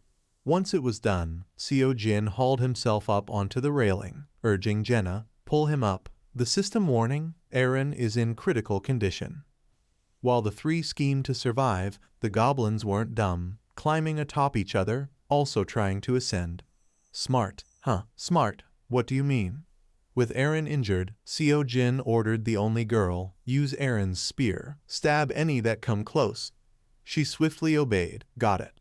Seo Jin struck down each goblin hand reaching for the railing, preventing them from climbing up. If they got up, there'd be nowhere to run. At the climax, Jenna panicked. "I dropped the spear. Now what?" Seo Jin snapped quick, asking now, "Kick them." More sharp hands clawed the area. Jenna weakened. "Too many. How much time left? We can't last." Seo Jin, as if with a clock in his head, shouted wide-eyed, 30 more seconds, just 30. She slumped, feeling like hours passed. He urgently motivated, "Trust me, hold on." The countdown truly showed 32 seconds left. Seo Jin vowed, "This time I'm not lying, just a little more." Tension peaked when a goblin's hand rose higher, both gripping the railing, startling Seo Jin back. But he was the type to face it, yanking his arm back to swing. Yet death seemed to choose him before he struck. A goblin's blade sank deep into his abdomen. It grinned with glee, mocking him. Seo Jin endured to the last second, teeth clenching against agony, hissing faintly. Ignoring the blood pouring, trembling hands still raised his sword. "You bastards." But no willpower could overcome the wound, too deep, and when the goblin yanked its blade free, Seo Jin cried out in misery and fell back. His face was a storm of emotions, anguish filling the ruins. The situation grew tense when the system had to send a warning. Han was losing HP. He would gradually bleed out. Jenna could not avoid a similar state. At that moment he collapsed to the ground, head hanging low in a mess of rising thoughts. "Damn it. Could it be that I'm going to die here, at stage 5? It's only stage 5. This is so unfair. I don't understand why I encounter so many obstacles. On Earth, this would never have happened. Why me? Why? Why? Those bastards." Those questions flared like torches, igniting his fighting spirit. The arm holding the sword swung straight down on a goblin's head. Immediately after, Seo Jin's 2 arms spun like a storm, his eyes radiating terrifying madness. Not over yet. I'm only at stage 5. It seemed at that moment his pupils could emit sparks, his spirit, like his blade, sharpened with every second. No way, impossible. The goblins charged all at once, trying to tear him apart alive. But he had already regained his focus, his hand gripping the sword tight, slashing decisively. His body moved swiftly, taking their lives one by one. In a flash, goblins were shattered into pieces. No longer swarming him like before, Seo Jin fought, while solidifying his resolve. There is no way I'll die in a place like this. Thick black-red blood spurted out. Severed heads with snarling teeth and bulging eyes fell freely through the air. Seo Jin had awakened the berserk skill, his teeth grinding as he hissed, "Come at me, you bastards." Seeing the goblins still laughing before him only burned his insides further. Even breathing was painful. His body screamed in agony. Thinking that, his determination flared even hotter. In less than a second, Seo Jin's mouth opened to unleash a furious roar. "You want to kill me? Fine then, all of you come at once, you damn bastards." With that, he lunged forward, slashing madly. Not a single one escaped his blade. He seemed to have forgotten his earlier wounds, even declaring firmly, "Even if my sword breaks, I will not fall." A familiar sight replayed as Seo Jin dashed like the wind, his sword tearing the air and reaping goblin lives. The pitiful screams rang endlessly. Seo Jin's raging aura overwhelmed them all. He fought so furiously that his blade shattered into pieces. The goblins, emboldened, dared to surge forward. But Seo Jin did not surrender, even if his sword had splintered. His steadfast spirit urged him to keep stepping toward danger. With no sword, he still carried a sharp will, and Seo Jin would not let it lie dormant now. "I will not stop fighting." The broken blade now looked like an ordinary dagger, yet he still charged straight into the goblins. At that moment, the countdown timer froze. 4 perfect zeros stood still. The goblins instantly turned into phantoms, unable to cause more harm. While Seo Jin still wished to continue fighting, the goblins had already turned to stone and gradually vanished. Their grotesque faces dripping saliva, hungry for prey, were now paralyzed. Jenna was so bewildered she could not even blink. Aaron shut his eyes tightly, not daring to peek. At last, the system delivered good news. Stage cleared. Han, Jenna, and Aaron leveled up. MVP was Han, and they received plenty of items. A column of blue light spun around the three as the game's announcement echoed. "You have cleared Stage 5. Daily dungeon unlocked. Gather materials and try strengthening heroes in the waiting room." The chaos was over. Shields, swords, and bows fell freely. Aaron, exhausted, lay sprawled on the floor clutching his wound. Jenna's legs gave out and she collapsed. Only Seo Jin remained standing still, face dazed. His breathing had eased, but his expression still showed confusion. Jenna, horrified, still could not close her mouth. At last she realized all the trials had passed. Laughter mingled with tears in contradiction. Seo Jin's eyes stayed wide, brows furrowed tight, as if something still troubled him. When Jenna held out her hand, he stirred at last, listening as she said, "Can you help me up? I'm exhausted. I can't stand." Gripping Seo Jin's hand, she asked, "We're still alive, right?" He answered, "Yeah. The waiting room is forming, so we must have cleared the stage." Jenna, still wary, said, "Stage 5 was that hard?"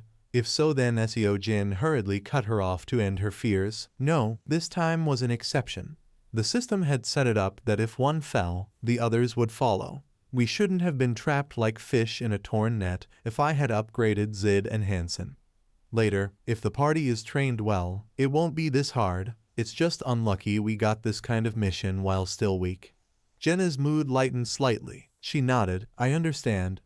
Yet moments later Jenna still lowered her head in sorrow. Even if Seo Jin comforted her, Zid and Hansen's loss would remain a wound not easily soothed. Along with her, Seo Jin supported Aaron back. Seeing the three appear, Deeker rushed out joyfully. "You did great. Big Sis Chloe has prepared delicious food. Are Zid and Hansen still inside?" Seo Jin didn't want to hide it, so he said outright, They sacrificed themselves. Dika, unwilling to believe, deliberately asked, huh? Seo-jin bowed his head and clarified, they're gone. Each word was like a blade stabbing into Dika's heart. His eyes could not conceal the shock and sorrow. The others, upon hearing, could not bear to utter a word. At that moment Asil sent a notice. The master is calling names. Whoever is called, please step out. It was too great a loss. Party 1 had gone and 5, returned 3. With Zid and Hansen gone, only Eren, Jenna, and Seo-jin remained. Returning to the familiar room with the tightly closed wooden door, Seo-jin threw himself onto the bed and buried his face in the blanket. The thoughts at this moment lit up in his head. I am not intending to cry over the one who has fallen, because as part of the vanguard climbing the tower, death is something often seen. But now thinking back, did I really learn the frenzy skill? Calmness and frenzy cannot coexist together. This is 100% a system error. Calmness helps me keep clarity. Frenzy abandons it. In return, my strength skyrockets. Perhaps that relates to the fact that I am both a master and also a hero. I am not sure. But today I do not want to think about this. His eyes slowly closed tightly. His voice filled with fatigue. From tomorrow I will be busy. So today just lie down and rest. Early the next morning, when the sky was still tinged with a faint purple of the night, Jenna was already plunging into sword training, sweat dripping down her face and body. Looking at Jenna, Seo-jin pondered for a moment. Yesterday she had learned a new skill. In addition, she had talent and was hard-working. While Eren, though going through many things, did not learn any skill. I only gained 5 points each training. Nothing surprising. I only reached 3 stars. He is currently a level 9 novice, with strength, intelligence, vitality, agility all reaching absolute level. Skills accumulated quite a lot but still low. While doing handstands, Seo-jin still did not let his mind rest. I will soon reach level 10, the highest level for a 1-star hero. I must soon aim to upgrade to 2 stars. But while he was focusing on important thoughts, he suddenly saw Jenna sitting in front of him at some point, her hand touching his firm abs with an obviously lustful expression. He startled and shouted, "What are you doing? Take your hand off." She did not withdraw, but grinned more wickedly. "Looks delicious, doesn't it?" Seo-jin also felt embarrassed, so quickly put on his shirt. Jenna pouted and sulked. "I did not wear it out," he coldly said. "It will wear out." In his head, somewhat curious, the more he looked the more he could not believe she was like that. After what happened yesterday, she still acted foolishly. Jenna stood for a while, then suddenly remembered. It seems Eren will not come. Seo-jin did not care much and brushed it off. Leave him, probably brooding in his room. He is close with those 3. She rubbed her chin, still troubled by some things. Usually waking early to train is the right thing. Seo-jin heard her hesitating and put his hands on his hips, continuing. Dika is the same. Those 2 like training. Suddenly he darted his eyes in a direction, voice full of sarcasm. Unlike those half-baked guys, they are busy avoiding being grouped in, only training if the master plays. Zid and Hansen also have potential. If I train them further, they would be very useful. The 2 who sacrificed yesterday should have been some of them, not those. Jenna saw Seo-jin's mood turning chaotic, so quickly changed the subject. Let's go train. When the 2 were about to leave, someone finally arrived. Sorry, I'm late. Seeing the expression of helplessness mixed with pain on Eren's face, Seo-jin thought, you seem to feel guilty. He clenched his teeth, not denying. If I could be stronger. Seo-jin did not show reproach, even overly rational, as he said. They could not pass that stage because they were too weak. Not your fault. Time slowly passed. Seo-jin mused again. It has been a month since I came to this world. It seems like only 10 days on Earth. I can perceive everything happening in this world better now. Usually before I used to log in once every 3 days. Morning, noon, afternoon, evening, enter the game to see the developments that might occur. Also reference ways to clear different tower floors depending on difficulty, lineup, and each character's skills. Then make decisions by time. Soon Usul stood with hands on hips, raising her chin, laughing heartily. Everyone seems to be doing well. Look at Han's example. He survived perfectly in floor 5. Master is very pleased with him. Jenna saw her grating laugh and could not hold back. Leaned close to Seo-jin, whispering, "Why does she seem to pay attention to you?" He indifferently replied, Oh, that is a secret. Usul indeed was only gentle with Seo Jin. With the others she glared and cursed more than a stepchild. And you all train harder. Luck won't always be there. Survive with your own strength. He wearily quickened his pace. Better avoid her for a while. Before the new match, the master announced, the team has been created, including Han, Jenna, Louis, Jeffrey and Owen. Everyone, the space rift has opened. Get ready. Unease suddenly struck, making Jenna dazed, wondering, I don't know those three. Why such an arrangement? But then she clicked her tongue, telling herself, don't overthink. During battle we will get to know each other. The wall in the main room glowed and showed words. A dungeon feast. Will renew daily. Daily dungeon. Collect rare materials. Kendout Forest. 11 o'clock. Seo Jin slowly heightened vigilance and focused. Just as I expected. Unlocked. At this moment Owen timidly came closer, asking quietly, will we fight with you? He politely replied, what is your name? He hesitantly answered, I am Owen. Currently our meager strength won't help much. Seo Jin calmly said, don't worry. You won't have to fight much. Finally they were transported to a forest. Party 4 has entered daily dungeon. Kendout Forest, super easy level.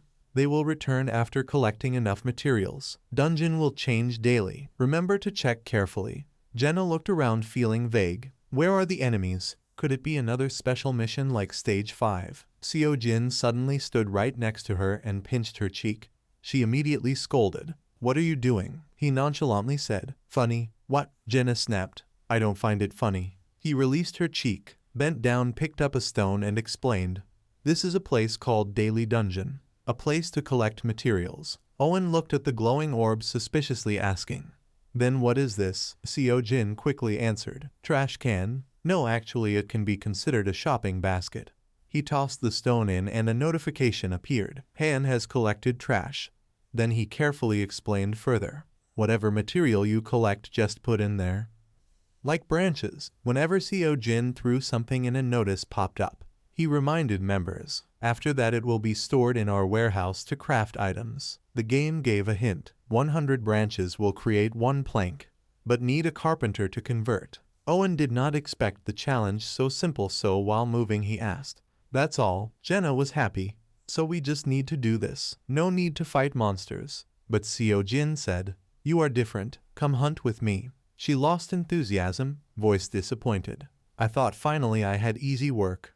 What are we hunting? Boar, deer, or rabbit? Now we get to eat meat. Both silently hid in a bush watching. In front a deer was grazing. Jenna's eyes sparkled. Found prey. Meat. Wait for me. Hunting instinct helped her hit the prey with 1 arrow. Doing what she was familiar with, she cheerfully exclaimed, looks delicious. Seo Jin doubted and asked, do you know how to butcher it?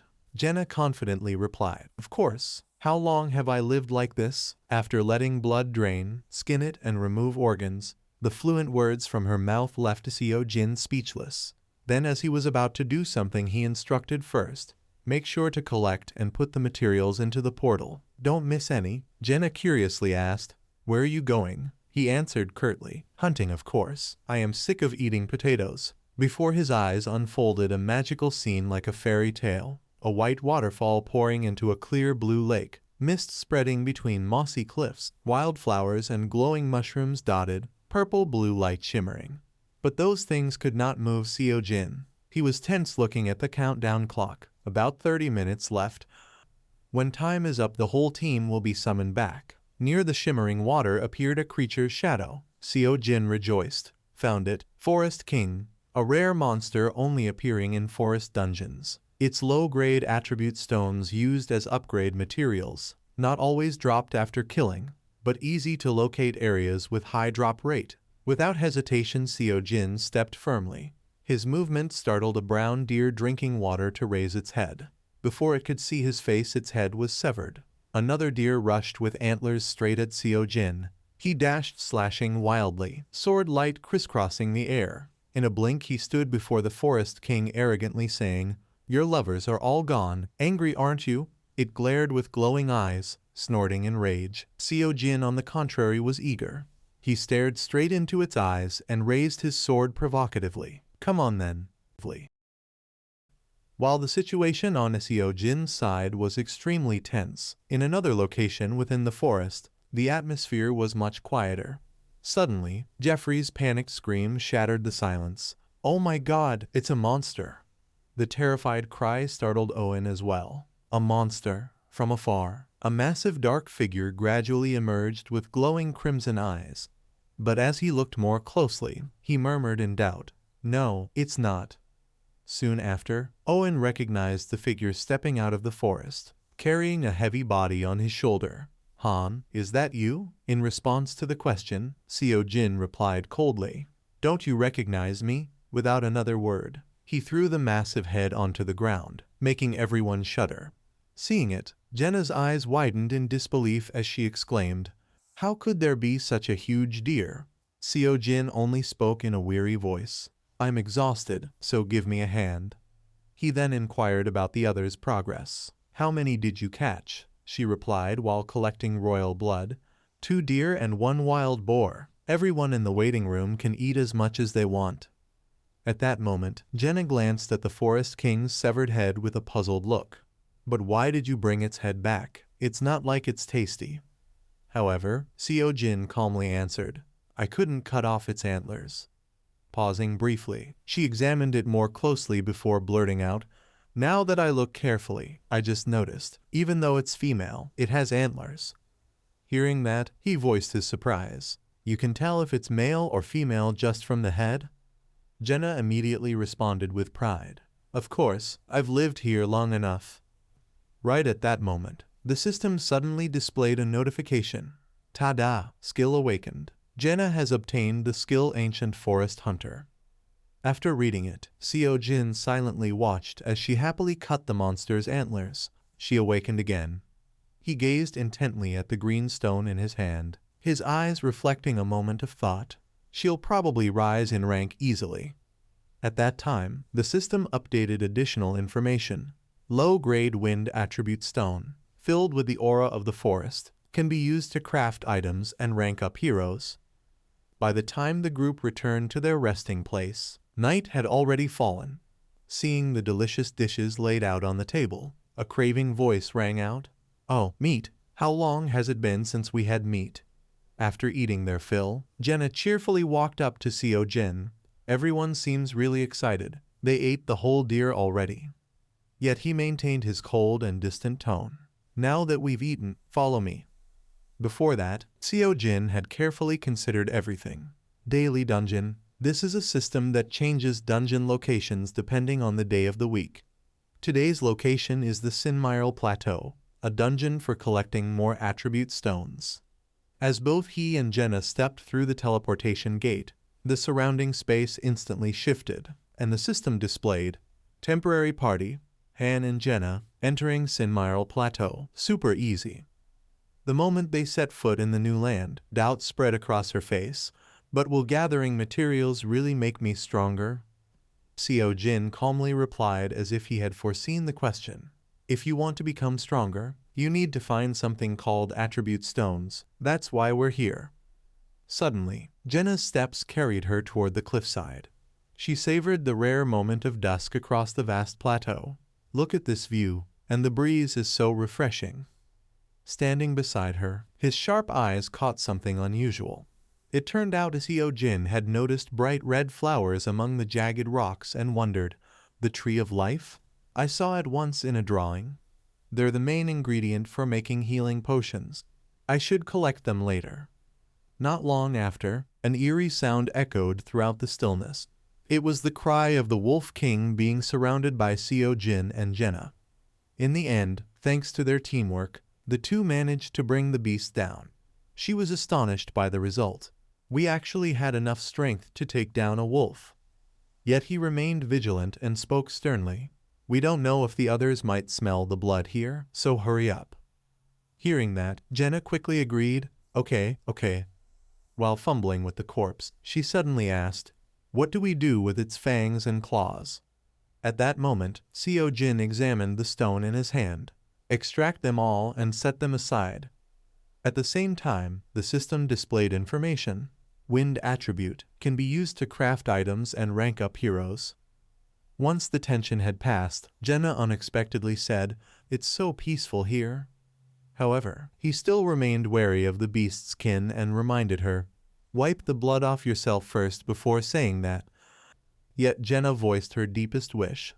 I wish it could always be like this, hunting and gathering herbs, having food, and sleeping under a roof. Pausing briefly, she suddenly added, oh, if the master wasn't around, this would be paradise. That offhand remark froze Seo Jin. Hey, I'm the former master. Still, Jenna innocently continued, I wish the master would never show up. Each word made his mood sink further. In his mind, Seo Jin wondered, do the ones in Niflheim think the same? That it would be better if the master never came? He glanced sideways at her. You don't want to fight, do you? Being on the front lines isn't just that. There are countless other tasks. Stop dreaming. She revealed a hint of helplessness. Are you planning to take me somewhere else? If things improve, what more could I wish for? Her lament left Seo Jin stunned. It really is exhausting. Whatever he was thinking, the corner of his lips curled into a faint, vague smile. Time passed, and soon several days had gone by. Seo Jin's group began entering the 6th floor to fulfill the system's requirement. Exploration mission. Discover a strange location. This time the notification displayed that Dika was joining Party 1. He spoke in a voice brimming with eagerness and nervousness. I look forward to working with everyone. Upon arrival, Aaron surveyed the surroundings and furrowed his brow. Looks like today we're not entering a daily dungeon. Meanwhile, Seo Jin muttered to himself. Scouting, a different kind of rare mission. Unlike usual, he seemed a little tense. Hey, I don't see any enemies. Could this be like the 5th floor? Seo Jin immediately dismissed the unease with a firm command. Don't raise your voices, keep low, and don't rustle the forest.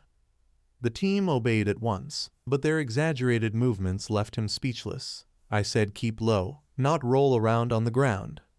Seeing their awkwardness, Seo Jin reassured them with a calm but resolute tone. It seems there's nothing here.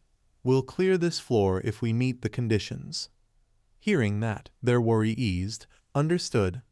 Not long after, in the distance, 3 level 8 goblins appeared. A hesitant whisper broke the silence. Do we have to kill them? Then they noticed the item one of them carried. Wait, they have a horn, which means they can call for reinforcements. Seo Jin shouted up toward the higher ground. Jenna, do you see anything else? From above, she squinted and reported back. Looks like there's a goblin village nearby. She quickly leaped down and added, they're all gathering there, maybe around 100 of them. Hearing that, he immediately judged. Looks like they're trying to lure us. If we rush in without scouting properly, we'll get ambushed. Wasting no time, Seo Jin devised a battle plan. Jenna, shoot the goblin sitting on the right. Aaron, throw your spear at the one I'll drive out. Aaron immediately agreed. Got it. Then Seo Jin glanced at Dika and continued assigning. As for you, if anything happens, jump in and back us up. The boy seemed nervous. Yes. As soon as the words left his mouth, the team moved into action. A powerful arrow sliced through the air and struck its target, piercing straight into a goblin's forehead, sending it to hell. Without giving the others a chance to escape, Aaron closed in from behind. His spear drove mercilessly through another goblin, killing it on the spot. The last goblin panicked, hastily raising the horn to its mouth, ready to call for help. But before the sound could escape, Seo Jin's blade cleanly severed the creature's head. I won't let you call for reinforcements. After Seo Jin defeated the last goblin, the system immediately announced, Stage cleared, MVP Han, rewards 5,000 G. Watching from afar, Dika couldn't hide his surprise and stammered, It's over already. However, Seo Jin only replied with a doubtful look, Not yet, I'll go check something out. It was as if there was an urge echoing in his mind, that there would be a clue about the next stage in here. He rushed to investigate and muttered to himself, There can't be a quest, even if it's randomly assigned. That doesn't mean I can't anticipate what's coming. Soon after, Seo Jin arrived at a village deep in the forest. There, some goblins were desperately restraining ferocious wolves. At that moment, he observed from a distance and pondered, a goblin village, I wonder how many there are. Suddenly, a sharp monster sensed something unusual. It looked straight toward where Seo Jin was hiding but couldn't see anything. For at that moment, the dimensional gate suddenly opened, pulling him and his companions back to base. Upon arrival, Jenna, unable to contain her curiosity, questioned him. "Why did you run off alone like that?" And Seo Jin replied wearily, "I wanted to check the surroundings of that area." His mind at this moment was filled with doubts. "In the dungeon, I once saw a hint about the flow quest, but I still don't understand its meaning." Seo Jin's mood became more tangled, wondering whether what he had just seen could provide any clue. Damn it, so frustrating. He sank deeper into chaotic thoughts. It's not yet time for the flow to appear. This time it came sooner than I expected. Right then, Chloe rushed in a panic. "Humph, there's a big problem." She tried to stay calm as she explained. "A few people who look quite strange have arrived." Yet Seo Jin remained utterly unfazed and replied calmly, "This isn't the first time." Seeing that, Chloe explained more clearly. "These people are different from the previous ones. They carry weapons, and the atmosphere is very strange." Hearing this, Seo Jin's expression slightly hardened. "They're here." A suspicion arose in his heart. High-level hero summoning. At that exact moment, the system displayed a stream of information. The system is linking with the Wolf Main Mercenary Guild. The 5 summoned ones have a close bond with you. Separate them to fight individually to maximize strength, along with a recommendation to top up for the first time. After processing the news, Seo Jin's suspicion grew. "Ustle, did the master spend money?" Hearing that, she straightforwardly replied, "Yes. He bought the beginner summoning pack for $50. Then he continued asking, 2,500 gems and 50,000 gold, right?" Deep inside, he quietly reflected. "So they came here through the high-level summoning pack. If it were me, I'd have pulled before stage 5 and merged them into one team already." Afterward, he softly reassured her. "Chloe, go back to the kitchen. They're not going to eat you. They're just a little unusual." Saying that, Seo Jin turned away, leaving behind a short but firm statement. "Disband the party. No matter how special the newcomers are, it won't change much anyway." The yard ahead was eerily quiet, with only a few leaves falling. Edith stood leaning against the wall with a pensive look. Suddenly, Jenna appeared out of nowhere. "Hello?" Startled, she stammered back, "Hello." Right after that, Jenna cheerfully introduced herself. "I'm Jenna Shirai. What's your name?" Edith softly stated, "My name is Edith Callan." Immediately afterward, Jenna pointed toward Seo Jin. "That handsome guy over there, a bit rough, but he's actually pretty kind." Hearing that, he got annoyed. "Shut up already." At that moment, her information panel appeared in full with her stats and inherent skills. After checking, Seo Jin silently assessed. A 3-star hero, so she already has a class. Seems she uses short swords more than bows. Then he looked straight at her. "You said your name is Edith, right? I want to talk to you a bit. Is now okay?" Quickly, they changed locations, and then a hand gently placed a glass of water on the table. Edith spoke first. "Do you understand this place well?" Seo Jin kept a stern look on his face.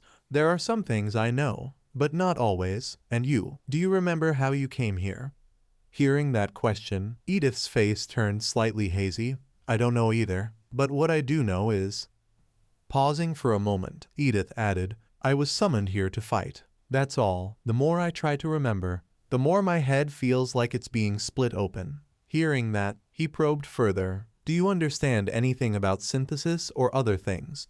She hesitated a bit, then spoke. "Synthesis, sacrificing one card to strengthen another card." Hearing that answer, Seo Jin silently confirmed. "Just as I thought. The amount of information they know depends on their rank when summoned." Then he deduced, "Judging from your clothes, I can guess you used to be a mercenary." Hearing that, Edith sincerely confessed without hiding anything. "I was once part of the Wolf Main Mercenary Guild. I remember I was on a mission in Halcyon, but when I woke up, I was here." That name piqued Jenna's interest. Wolf Main. Sounds cool. At that moment, Seo Jin said nothing. Only calculating silently. Since she's a 3-star hero, she must be a higher-ranked member than other mercenaries. Though she is also a mercenary, it's still different from Malmont, since he's a 2-star hero. Meanwhile, Jenna's face showed clear excitement. Amazing, sounds interesting. In contrast, Edith seemed more dazed. Really, her current mood was a bit tense, but now, before she could finish, a voice echoed from outside. Avent, Jaken, Wave, Benign, Edith, Master is calling you. Come out quickly. Seo Jin calmly pointed toward the door. You and your friends are being called out to the square. At that moment, a heavy foot stomped on the floor. Who's that? Jaken scowled and grumbled. Who dares call my name? Then Edith slowly stood up. Seems like the master is calling us. Let's go. At that time, the guy was gnawing on a huge drumstick. It's been so long since I've tasted meat. I want to see what that guy looks like. Saying that, the two left and slammed the door shut. Immediately, Chloe ran out with a regretful look. That guy said he wanted to eat meat and just walked off with the drumstick. If cooked properly, that would have been enough for 5 mouths. Hearing this, Jenna wanted to flare up. Then we should make him give it back. But Seo Jin didn't hesitate and decisively stood up to the square. When everyone had gathered, the system updated their status. Party 5 will be renamed Wolf Main. Arrange the team by dragging and dropping heroes in. Adding heroes to Wolf Main. Avent, Jaken, Wave, Benign, Edith, Avent, 3-star, has been chosen as the leader of Wolf Main. In another corner, Jeffrey, upon seeing Seo Jin, hurried to accuse. They look suspicious. They carry weapons. But Seo Jin only gave a slight glance with disdain. I also carry weapons. The man stubbornly argued. But I just have this feeling. Seo Jin coldly cut him off. That they're bad people, right? Hearing exactly what he was about to say, Jeffrey quickly confirmed. That's right. Seo Jin muttered to himself. This fuss is nothing yet. Right then, Usul eagerly pointed forward. Come on, newbies, get in. Master is waiting for you. Avent only responded with a short, understood, while Jaken seemed excited. Let's give it our all. Standing outside, Seo Jin observed them all and assessed. They may not look like bad people, but they are very strong. Afterward, he sought his teammate's opinion. Jenna, what do you think? She gave her own judgment. Edith seems kind, but I'm not sure about the others.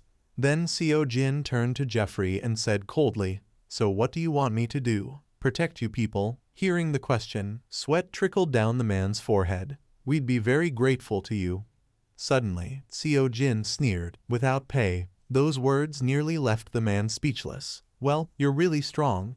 But he only replied emotionlessly. Before you all belittled training. So why come begging me for help now? If they seem that strong, then kneel down and beg them. Isn't that the survival tactic you always use? In his eyes full of disgust, Seo Jin growled inwardly. Forget Aaron. These guys aren't even on Dika's level. Lazing around all day, eating all the meat Jenna hunted, even having chances to learn a trade from Chloe or other artisans, but ignoring them, only pretending to work hard to avoid being synthesized. Finally, he clenched his teeth and spat out each word. Get lost from my sight, before I lose my temper. Seo Jin immediately gave Jeffrey a cold, sharp glance along with a farewell sentence. Get lost, before I lose my temper. Of course, after hearing that, he was even more scared than the others. A while later, Seo Jin together with Jenna and the other heroes were gathering at the square. Noticing the guilt clearly shown on Aaron's face, he reminded him, Aaron, while you were on the verge of death due to blood loss, they were either lazy or just burying their heads in sleep. There is no need to pity them at all. Just then, Dika appeared with a bruised appearance as if he had just been thoroughly massaged. You just finished fighting, right? His reaction was like his closely kept secret had been exposed. How did you know? It was not necessary to have clairvoyance to guess what happened with Dika. His swollen eyes like a mountain made it obvious. Beside him, Aaron finally explained everything. Just a sparring match, requested by himself. He sighed and said to the two of them, all right, I understand. Go inside and rest. Then he turned to look at Jenna, who was nosily watching. And why are you tagging along? A notification from the game appeared. The stage has been cleared. The Wolf main group has returned victorious. Just a bunch of small fry goblins, mere child's play. How could they ever trouble me? Facing Seo Jin for the first time, Avent sent him a probing gaze. Who are you? Maintaining a calm attitude, a smirk appeared on his face. Who am I? Along with that came a mocking reply. Well, that's none of your business either. Outraged by Seo-jin's obvious contempt, Jaken furiously shouted, How dare you be so insolent, you brat? Jenna immediately retorted, It was you guys who were rude first. Wave frowned in annoyance. What woman is this? Ignoring the commotion behind, Avent calmly introduced himself. I am Avent de Jax, mercenary squad Wolf Main, and you. Finally Seo-jin stopped mocking. Han Seo-jin. He continued with his questions. Do you have weapons? Are you also a mercenary? He replied briefly. No, just a farmer. Eyes wide open, it seemed his words had surprised Avent. Farmer. The gathering earlier included all the population here, right? Once again Seo-jin replied, Exactly. Giving him one last glance, he seemed to be plotting something. Understood. The system notification appeared. Performing 10x summon. Master. I wonder which new heroes will appear. Seo-jin thought to himself. Suddenly summoning 10x at once, huh? I get it. He only summoned due to the situation. Then a large gate opened, beginning synthesis. Master, drag and drop the hero you want to sacrifice for the synthesis. The heroes used for sacrifice will die. Entering inside, Demon and the others were confused. What is this place? What now? Usul appeared with visible anger. What is going on here? Oh my god, Master, you are an idiot. Jaken, Demon, Lexical, get inside the synthesis chamber now. Demon immediately resisted. Who are you? And how do you know my name? Besides, she did not let him finish. Master told you to get in, so shut up and obey. Suddenly, Jaken gripped his neck tightly. You are Demon, right? Because you really look like him. Demon trembled under his grip. I? Witnessing everything from afar, Jenna exclaimed in shock. Impossible. However, these matters were too common for Seo-jin. Maybe, though it still didn't make it easier for her to accept. But they had just been summoned. Standing among the one-star heroes, Avent ordered Jaken to continue. Bring another one, he shouted while still choking Demon. Who among you is lexical? Watching those dragged away, Seo-jin sighed. He had just been tricked. After all, it was his first time recharging in this game. Beside him, Jenna expressed indignation at the chaos before her eyes. This is wrong. At least they should be given a chance. However, at that moment, he was lost in his own thoughts. Right now, Wadever was making a huge mistake. True that one-stars were useless, but among them there could still be someone with potential. Yet he sacrificed the just summoned one-stars without even checking their abilities. Jaken, when returning, had already advanced to 3-star. I can feel power overflowing in my body. Usul called out to continue the process of catching more for synthesis. Alvant, Sorial, Daniel, everyone panicked and began to flee. What just happened? Please, I beg you. The Wolf Main squad rushed towards the one-star heroes. Catch them. Don't let anyone escape. Turning back to glare at Edith, he scolded her harshly. What are you hesitating for? Are you not a Wolf Main member? Shutting her eyes tightly and trembling, it was as if an inner war was raging inside her. In the end, Edith chose submission. She drew her sword and followed the Wolf Main. Meanwhile, Seo-jin suggested to Usul an idea. Usul, give Master a hint. Even if they are 1-star, not testing them before fusing is such a waste. Give me a minute. Tips. 1-star heroes may also hold some potential. Instead of sacrificing them all, at least spend some time checking them. He had been through a lot since arriving here. Many events had taken place, enough to change a person. Suddenly, Jaken rushed at Seo-jin with hostility. Who do you think you are to meddle in our business? He responded calmly. Meddle? I am simply giving some advice. Taking advantage of his loose mouth, Seo-jin gifted him a bowl of chili for later. What's wrong? Struck a nerve, so you're mad. It seemed Jaken was not one for jokes. He roared before swinging his axe at him. Damn it, you bastard. Instantly, an arrow whizzed past his neck, enough to warn him not to act rashly. She drew another arrow. I missed on purpose just now. He turned and cursed. That bitch too. The situation was getting more tense. Are you raising weapons against us? Edith clung to Avent's arm. Enough. Stop now, Avent. It's late. He immediately shoved her away. Shut up. Slowly raising his sword toward Seo-jin, Even one wrong word could spark a duel. Do you know who we are? He responded with a smirk, very clearly. Raising his head, Seo Jin looked at the wolf mane like something disgusting. Trash. Immediately, the notification appeared. 1-star Han and wolf mane have become enemies. Please monitor carefully the relationships between these heroes. Seeing the danger, Usul tried to stop things from escalating. Stop at once. Battles between heroes are forbidden. Do you want to be punished by Master? As soon as she finished, she was pierced by Seo Jin's gaze. I don't think it's forbidden. Usul realized she had no way to directly stop them anymore. True, not forbidden, but... Then he turned to directly ask the wolf mane to confess. You're not mercenaries at all, are you? Haven't still tried to act to the end. What nonsense are you saying? Of course we are real mercenaries, only acting when hired.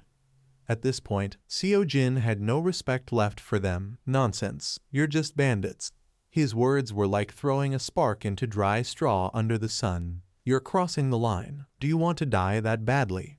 Ignoring him, Seo Jin turned to Usul. These kinds only get in the way, regardless of level. Sometimes heroes with evil natures are summoned. They not only disrupt the waiting room order, but also reduce dungeon efficiency. In other words, they are trash that needs to be eliminated. She wanted to object, but didn't know what to say. But the only option now was battle. Open the duel room. The notification appeared. 1-star Seo Jin challenges 3-star Avant to a duel. Tips. Duels are the way to resolve conflicts between heroes. With the consent of both teams, they can bet on special conditions. Avant was surprised by his determination. I've never met anyone as crazy as you. What did we do wrong for you to go this far? Seo Jin's reply carried no embellishment or exaggeration, only coldness and disgust. Because you're just trash that needs to be eliminated. Nobody wants you here. Earlier you asked about the area's population. That's because it would be extremely troublesome if someone strong enough appeared to deal with you. That is your fear. With the newly summoned 1-stars, they weren't enough to satisfy you either. Am I right? Avant sneered. Oh, so you mean you're ready to be sacrificed? Feeling worried, Jenna asked Seo Jin, what will happen? Nothing complicated. He calmly replied, I win, I absorb him, he wins, he absorbs me.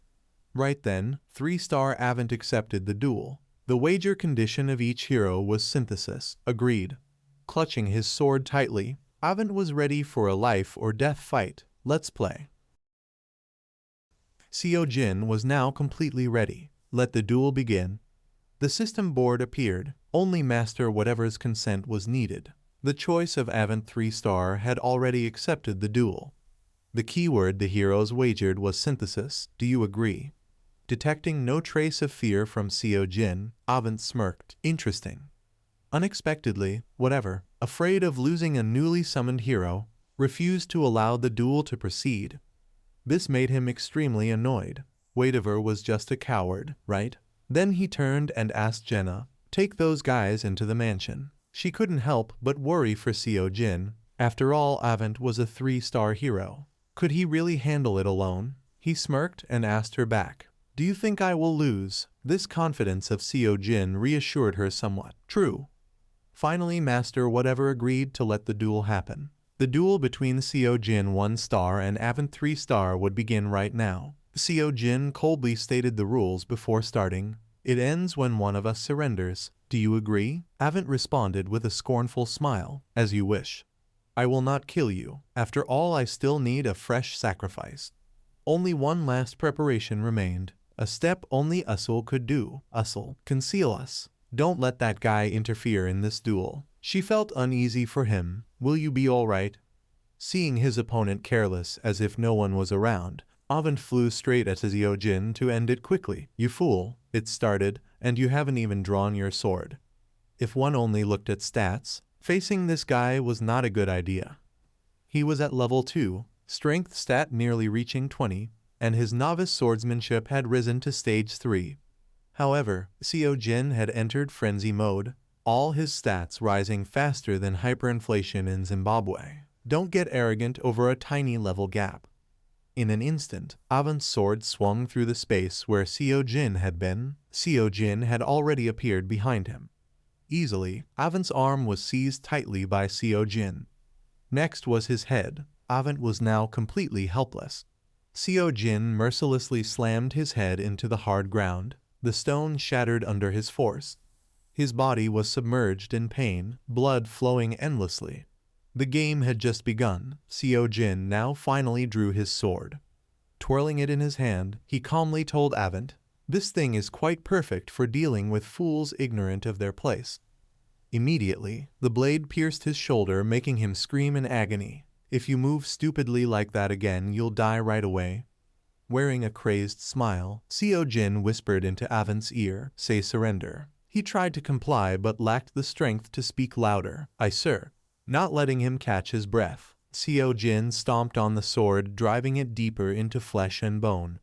Seeing their captain beaten to a pulp, Wave tried to plead, "Stop. We've lost. Let Avent go." Seo Jin not only refused but pressed the sword harder. "Let him go. Did you ever think of letting someone go when you are full of the urge to devour them?"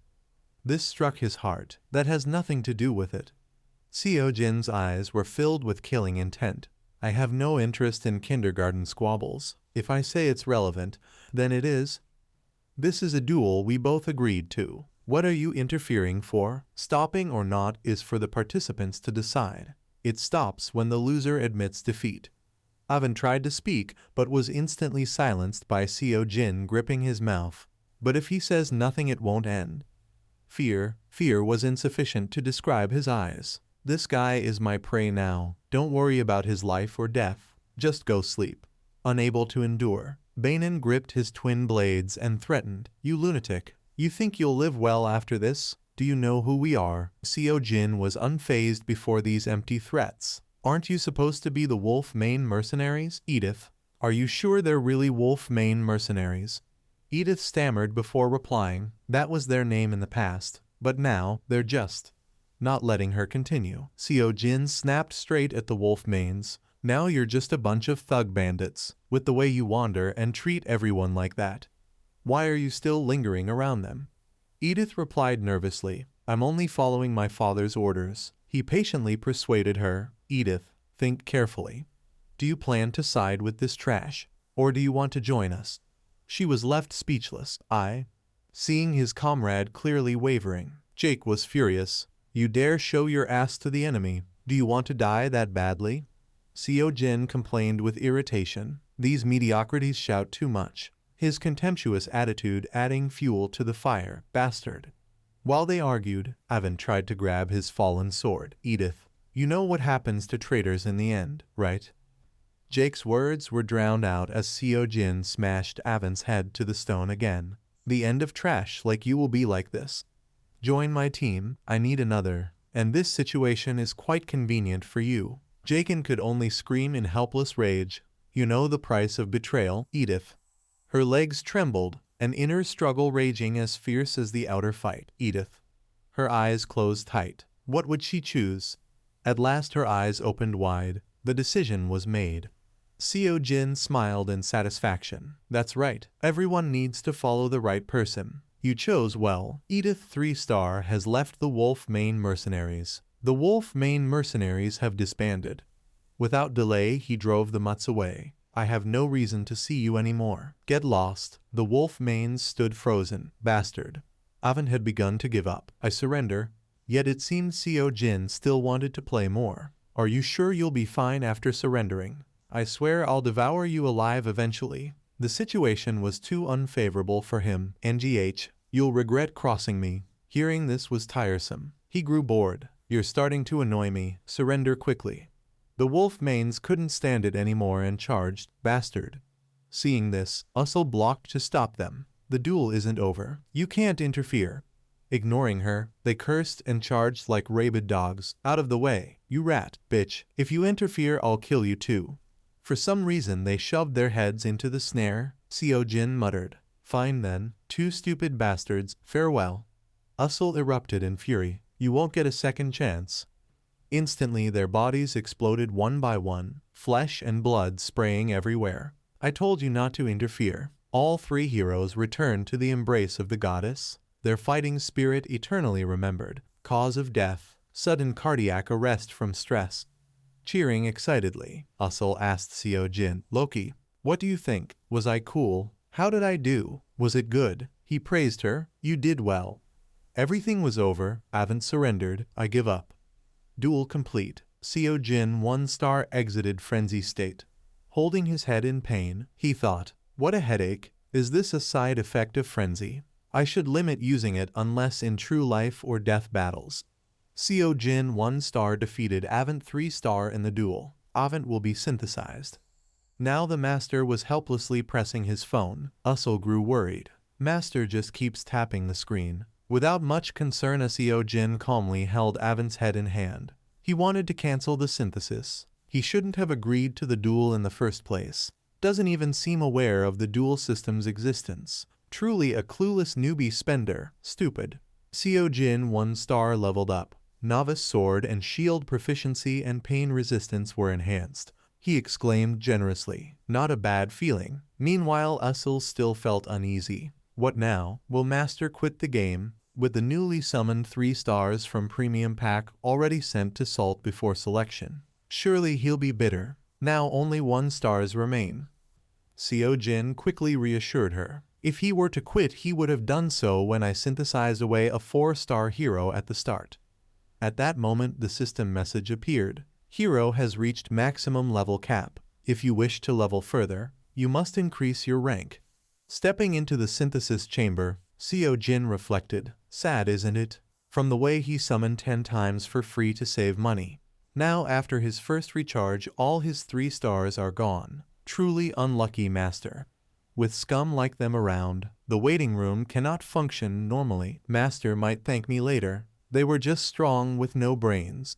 Seo Jin was currently level 10, capable of star up through synthesis. He was also MVP in most battles. If that guy were dumb enough to cause trouble now, climbing the tower would be impossible.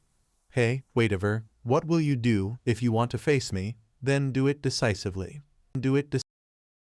With the main wolves having been sent down to the underworld, peace was finally restored to the waiting hall. With the job done, Seo Jin went into the common house to rest. At that moment, he was greeted by all the surviving 1-star heroes. Everyone was so stunned they couldn't say a word, until Dika excitedly cheered. Boss, you're amazing. Knowing exactly who was behind this, Seo Jin walked over to Jenna and pinched her cheek. What the hell is this? Jenna, did you do these things? I told you not to say unnecessary stuff, didn't I? She squealed in pain while still acting innocent. Oh, I was just telling the truth though. Really can't control Jenna's mouth. Enough already. Seeing that he didn't seem too grumpy, Jeffrey immediately changed his attitude. Mr. Seo Jin, we heard it all, thank you, about those guys with swords threatening to kill us earlier. That's right, they were truly bad people. Seo Jin only sighed in response. Looks like you've misunderstood something. Even so, Jeffrey kept being friendly. We all know already, we're not that shameless, and we still want to thank you, because you saved our lives. From now on we will not wanting to hear his rambling. Seo Jin cut him off. I only save newcomers. This has nothing to do with you guys. His words left Jeffrey puzzled. What do you mean by that?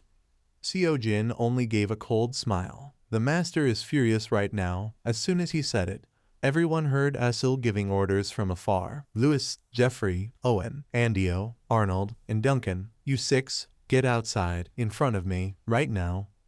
After the duel between Seo Jin and Avent, Jeffrey had quickly read the situation, which is why he changed his attitude so fast. And now he tried to reassure those who had been called. Everyone calm down. It's fine, just the usual. We're just going goblin hunting. Even Jenna couldn't guess the master's next move. In normal formation, master would only call 5. But just now he called 6. No one knew why. Without hiding it, Seo Jin answered everyone briefly. What else? For synthesis. The 1-star heroes just called were shocked with mouths wide open. Jeffrey immediately protested. What do you mean? We tried our best. He was truly shameless. Seo Jin turned to Aaron and Dika. If that's true then, do you two think they worked that hard? When you sweat blood all day at the training ground, what were they doing? Jenna, have they ever helped you hunt beasts? It seemed like an easy question, but Jenna had to think long before recalling. I think they helped me carry the meat and hides I brought back. A bunch of heroes, and their most useful task was carrying loads. Even livestock can haul things. Looks like your worth is about the same as cattle, isn't it? Hearing that, Andio felt insulted. What do you mean by cattle? But what could he even do? Seo Jin rewarded him with a straight kick to the mouth. Stop yapping. Losing patience, Usul flew straight at the chosen heroes. I said get to the town square right now. Didn't you hear me? I let you off once, not so you can mock me. Their fear reached its peak. Jeffrey tried to beg, please help us. Master will listen to your words. Jenna wondered curiously, who will Master synthesize them into? In Seo Jin's mind, there was already a fitting choice. Surely Edith. Since she had just been summoned, she was still at low level, so that would be the best option. The whining pleas made Usul extremely annoyed. I'm not going. I said I'm not going. One more chance. Please give me one more chance. In an instant, the selected 1-star heroes were synthesized. Edith 3-star leveled up, learned the disarm skill. Edith stepped out with her new power. Seo Jin reminded the newcomers. Whoever you were before coming here doesn't matter. Don't think others will carry you. Don't expect anyone to protect you. If you want to live, then prove your own value. Hearing him, they were aghast, mouths wide open in horror. Jenin clung to her arms, trembling. I have no talent in combat. Even holding a sword, my hands shake like this. What should I do now? Do you want me to die? Turning toward the support members, Seo Jin made a request for them. Chloe, Enoch, Walter, Patrick, if someone suits you, then teach them your craft. Walter was uneasy. Smithing isn't something you learn in a day or two. However, Seo Jin reassured him confidently. If they have the will, they'll learn on their own. If any of them try to pick a fight with you, just tell me. I'll smash them to pieces. If you want to learn hunting and meat prep, then go to Jenna. For woodworking, then to Enoch. There are plenty of ways to survive. It's just you haven't been doing anything useful. The system board appeared. Master. Confirm synthesis completion. Well then, goodbye, Master. Jenna tagged along as Seo Jin left the building. You're really kind, she said. He brushed her off. Me? You're funny. But Jenna's praise seemed sincere. You taught them how to survive. She wasn't wrong. If they follow his words, they wouldn't die stupidly again. Just now was only because whatever lashed out in anger. But if not today, then tomorrow they would still be eliminated. The 10th floor was approaching them, and then the second party would start to become important. Instead of a side team that's only for show, he would want a party strong enough to rival the first. The next morning, Seo Jin woke up early and wandered to find something to eat. Chloe walked by carrying a basket of bread. Good morning, Seo Jin. Curious, he asked. What's this? Bread? This lady told me she used to be a baker. He bit into the bread heartily. I don't recall us having flour in the storeroom, Chloe happily explained. She made it by grinding potatoes into flour. That's great. This made Seo Jin very pleased. The more food variety we have, the lower the stress level in the waiting hall. Surely there must be wheat flour in the daily dungeons in Myrtle Highlands. You two can tell the others to go get it themselves. Leaving the kitchen, he went to find Edith to start training. Edith, come to the training yard with me. They headed there. Jenna had already been practicing archery for a while. Then he called her over for a favor. Jenna, spar with Edith for me. Use daggers. She complained. My usual weapon is the bow. Seo Jin brushed it aside. Stop whining. Immediately she spun a dagger in the air. Again, this wasn't her usual weapon. But she gripped both daggers and rushed at Edith with confident poise. A 1-star overwhelming a 3-star. Higher potential doesn't always defeat lower with higher level. Edith was forced back, unable to advance. How could a child be this strong? Meanwhile, Jenna pressed on like a storm. I'm not a child, look at me, clearly grown already. Finally, Edith began to counterattack. Both of them clashed like a whirlwind, a storm of strength and speed. Breathless, Edith was beaten ragged. Sitting on the ground in defeat, she was stunned by Jenna's skill. Were you mercenaries once, or part of some famous martial clan? She proudly replied, not at all. I'm just the daughter of an ordinary hunter. At first, we weren't this strong. We were definitely weaker than you. Stepping closer, Seo Jin analyzed. If those idiots hadn't wasted time and instead worked hard to strengthen themselves, I'd have been in trouble. Edith, right now you may be weaker than us, but you have superior skills and your leveling speed is faster than us 1-stars. Just keep leveling up and you'll catch us soon enough. In the distance, Aaron lamented while training desperately. Herding chickens all day. My body's breaking down yet I can't catch up. Seo-jin sighed then continued. Anyway, how strong you get depends on how hard you work. Don't get lazy with training. No matter who you were before, Edith smiled with determination. I'll remember this. On the training ground, Dayak tied a rope around his waist, dragging a sack while running laps to train. Seo-jin thought to himself, everyone seems to have become aware of the situation. He and the others furiously slashed at the training dummies. They had been practicing harder. Of course, no one can help them. Here, if you have no value, you will be eliminated. He carefully calculated, his eyes drifting elsewhere. However, those who truly persist will not be many. Even support jobs like carpentry or blacksmithing. If they cannot do them well, they will soon be fused. He noticed a strange young man training nearby. Seo-jin walked over and called, "You." The person panting turned back. "Did you call me?" he asked. "What's your name?" Ursher introduced himself. "My name is Roderick. I was just transferred here in the latest summoning wave. What you told everyone yesterday, I already heard." He picked up a stick and remarked, "You look fine. What did you do before coming here?" Without thinking much he replied, "I was a porter in a mercenary group. I carried luggage, stood guard or set up camp." Seo-jin was surprised, "Doing those things, but you look like you know how to fight." "Huh?" He gave a wry smile and answered, "Because I wanted to become a mercenary." A mysterious smile appeared on Seo-jin's face.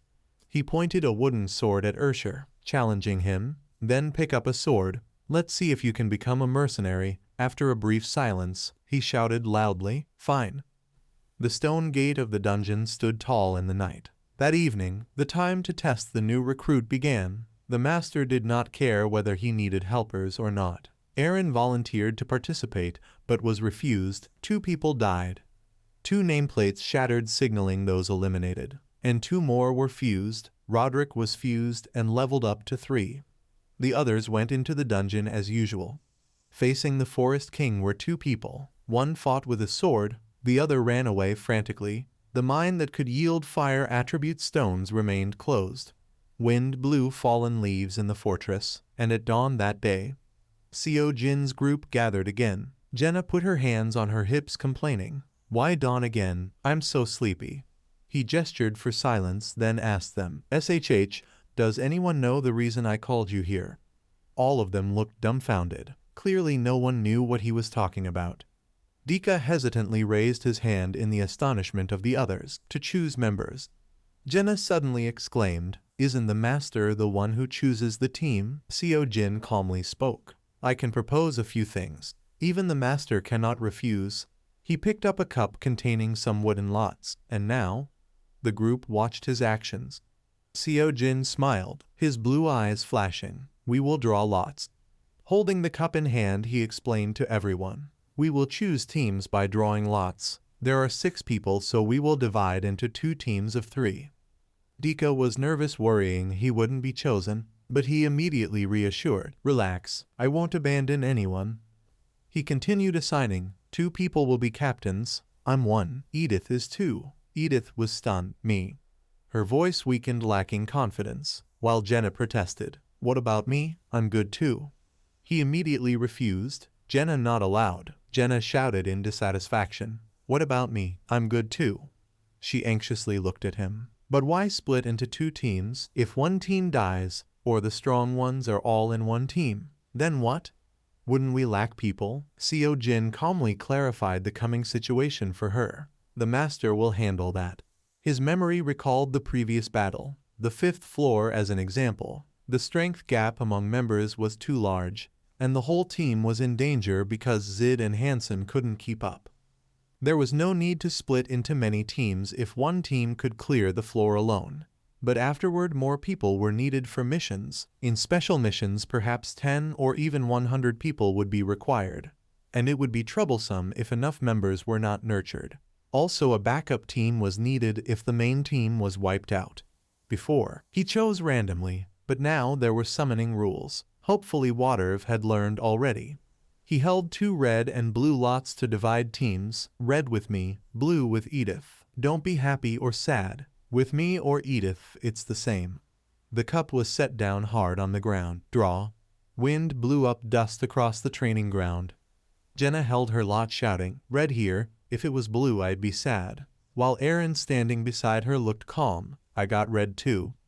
Then no need to check the remaining lots. Dika and Ursher looked nervously at each other. Edith helplessly told them, look at your faces. Seems I'm not very reliable, huh? Dika startled defended, ah, that's not it, just. But before finishing his words she cut him off. I know. She smiled bitterly and sighed. I haven't been here long. I also don't have much combat experience. Her sharp eyes quietly glanced elsewhere, thinking, objectively the power gap is too big, but it can't be helped. Seo Jin's red team confidently smiled at them. Edith, you'll be left behind if you can't keep up. She wasn't backing down, though still worried her bearing matched his. Of course, yesterday I saw them get fused. Don't worry, we won't lose. The system popped up a message. Hero is proposing a fixed team.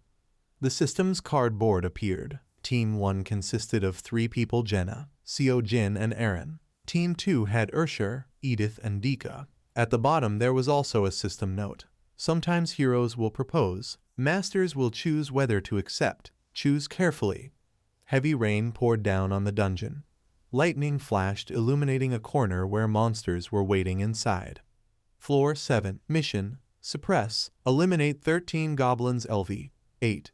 The red team stood under the rain facing the goblins. Aaron excitedly shouted, great, seems easy.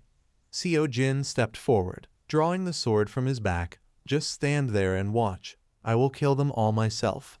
The sharp-fanged mouths of the monsters opened wide, roaring. They all rushed with weapons toward him. Seo Jin took a deep breath. A bloody red aura of power enveloped him. He had entered berserk state. The sharp blade split the goblins in half. True to the state's name, Seo Jin like a beast rushed in, slaughtering the monsters non-stop. With just one slide, he cut them into heaps of meat. One last goblin remained, trembling before absolute strength and brutality of its foe. But Seo Jin did not touch it. He sheathed his sword and turned off berserk. Jenna asked his opinion, should I finish it? He had another thought. High chance this mission is a chain quest, so it can't be completed right away. He refused her offer. Leave it. Just one left, it won't do anything. Let's start searching. He began analyzing the current situation. The first strange thing, it was raining. Second, there was a river.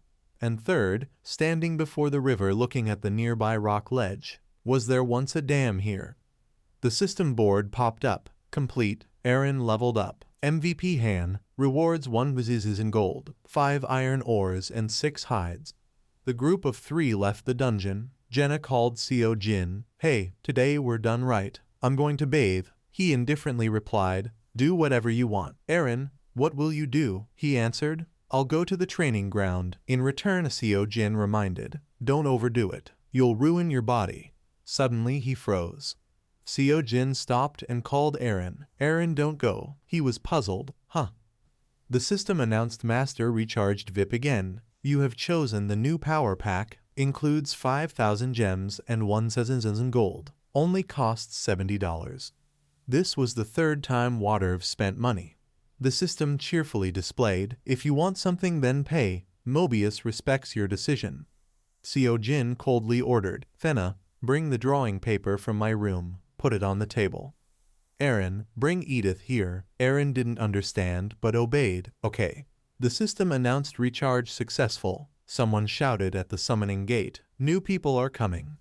The system again displayed the board as usual. Master, start limited summon. You have chosen double limited summon. We'll use 1,000 gems. Do you want to summon? Do you want to summon? At the moment the system finished speaking, Seo Jin raised his firm voice. Aaron, you stay here. He was momentarily stunned and then confusedly asked, what? He sternly ordered, instead take Edith with you. Aaron was taken aback, then replied, all right. Right then, the system displayed a notification panel. The required amount will be added to next month's phone bill. You will pay the amount. Immediately after pressing yes, there came another message. Payment complete. The item has been sent to your mailbox. Please check. Facing this situation, Seo Jin easily understood. Soon someone new would arrive here. The system frame once again appeared. Advanced Master Summoning is about to begin. You have chosen 2 advanced summons consuming 1,000 gems, Seo Jin thought to himself. Though there are some people who never spend money to win, no one pays money just to win once. When first starting Pick Me Up, players are often attracted by observing artificial intelligence's granted autonomy to the heroes. The process of watching the heroes' reactions when clearing stages or infusion chambers was quite entertaining. Through the enjoyment of observing heroes or assisting them in passing stages by giving orders and guidance. From there, players would consider strategies as well as tactics. There would be PvP modes, requiring different players to compete. Above all, the higher you climb and the more you upgrade the lobby, the more content will appear, leading to the hero's behaviors gradually changing. Playing around with lives like that is very interesting. The platform rang out with the news, Advanced Master Summoning is about to begin. I am very much looking forward to which hero will be summoned. A series of sounds echoed one after another through the space. The system urgently announced. Master Waitiver has just successfully summoned 3-star rares Evolka and Roderick.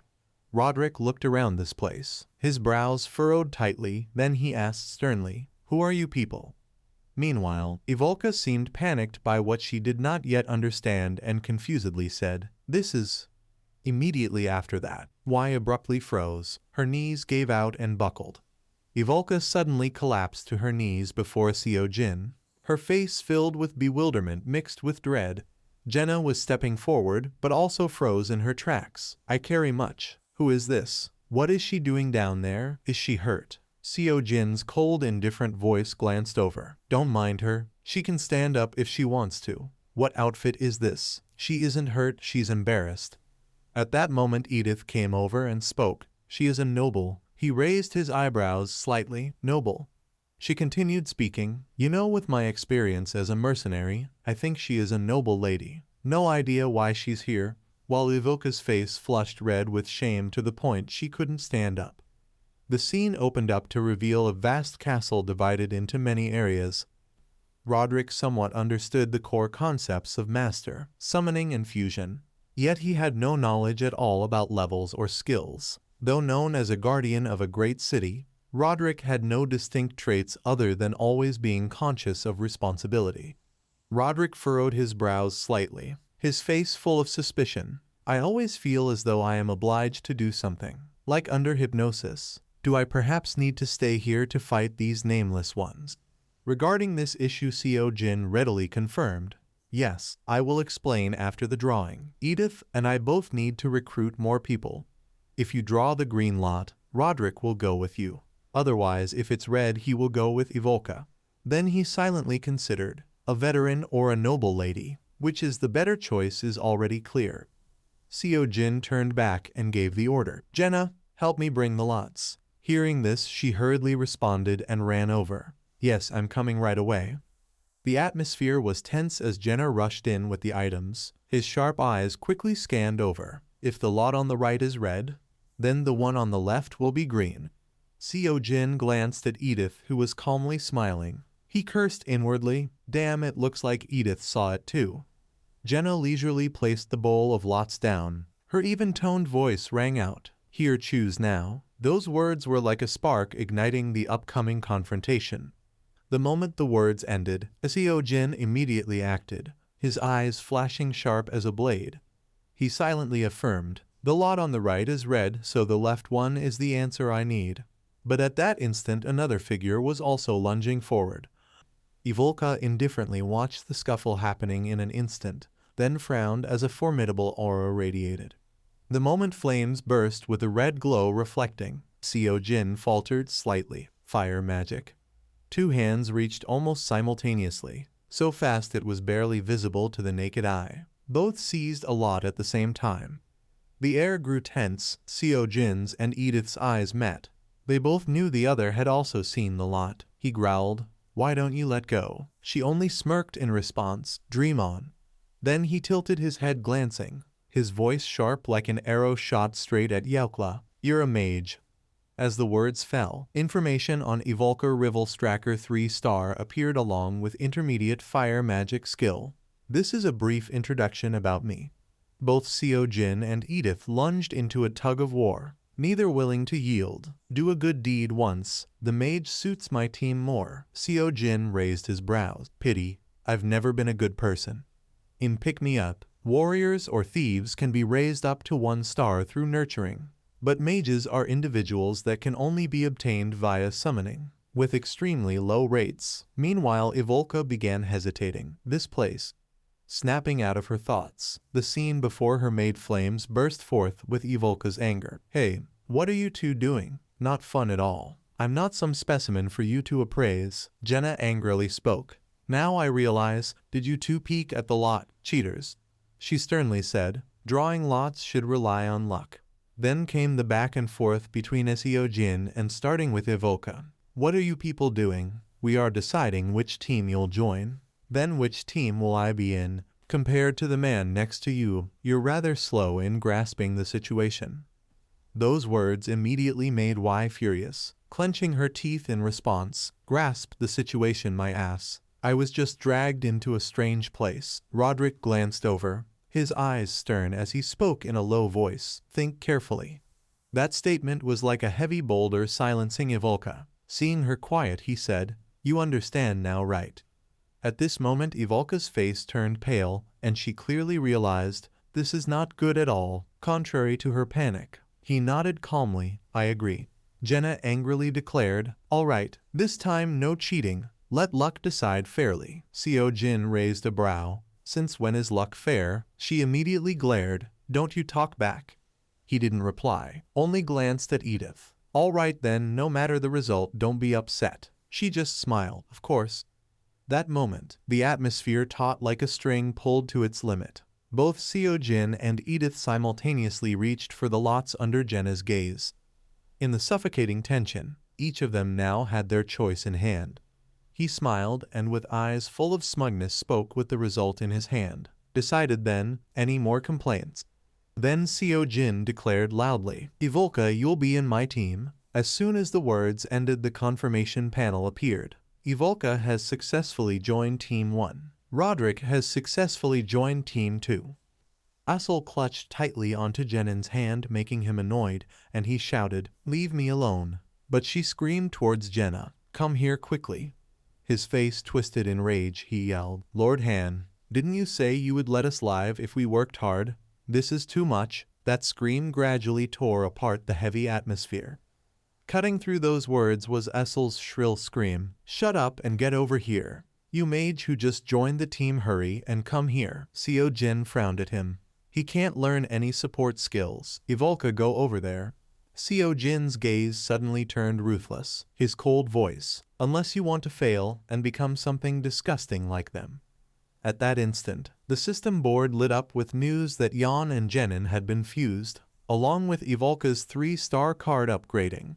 Finally, after this shocking scene, only Y silently walked out, not knowing what to do. Meanwhile, Seo Jin remained indifferent, each heavy word falling. "You will end up the same if you fall behind." The scene of Assel crazily seizing others appeared vividly before them, his cold voice full of menace. "There's no avoiding the risk of fusion. If you want to live, the only way is to strive harder."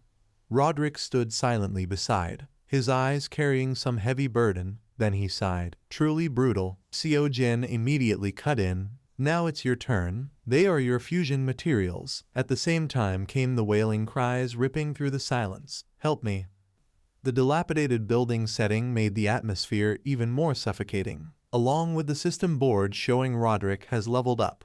Standing before the gate radiating a green light wanting to engulf everything, OSL appeared and chanted, "Spatial rift, open."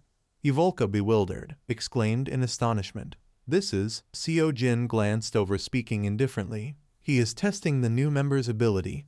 The system rang out, "Team 2 enter the spatial rift." Edith looked back without hesitation and spoke, "Follow me." You will be the main character in this battle. Roderick clenched his fists then nodded. I understand. As the figure entered the rift, Seo Jin suddenly raised his cold voice. Hey mage, what spells can you use? Hearing this, Ivolka showed displeasure, frowned and snapped. Why are you asking? His eyes instantly turned serious, his voice heavy resonating. Just answer. You don't want to fight anymore? Those words were like a knife making Y terrified, panic rising inside. Why must I go in there? He answered casually. Didn't you come here to fight? Hearing that, Y furiously retorted, it's so frustrating, having to fight in a strange place without even knowing why. Seo Jin only emphasized each word like hammering directly into her ears. You need a reason to fight. If you don't fight, you'll become fusion material like the guy you just absorbed. So I'll ask you again, what spells can you use? Spells can you use?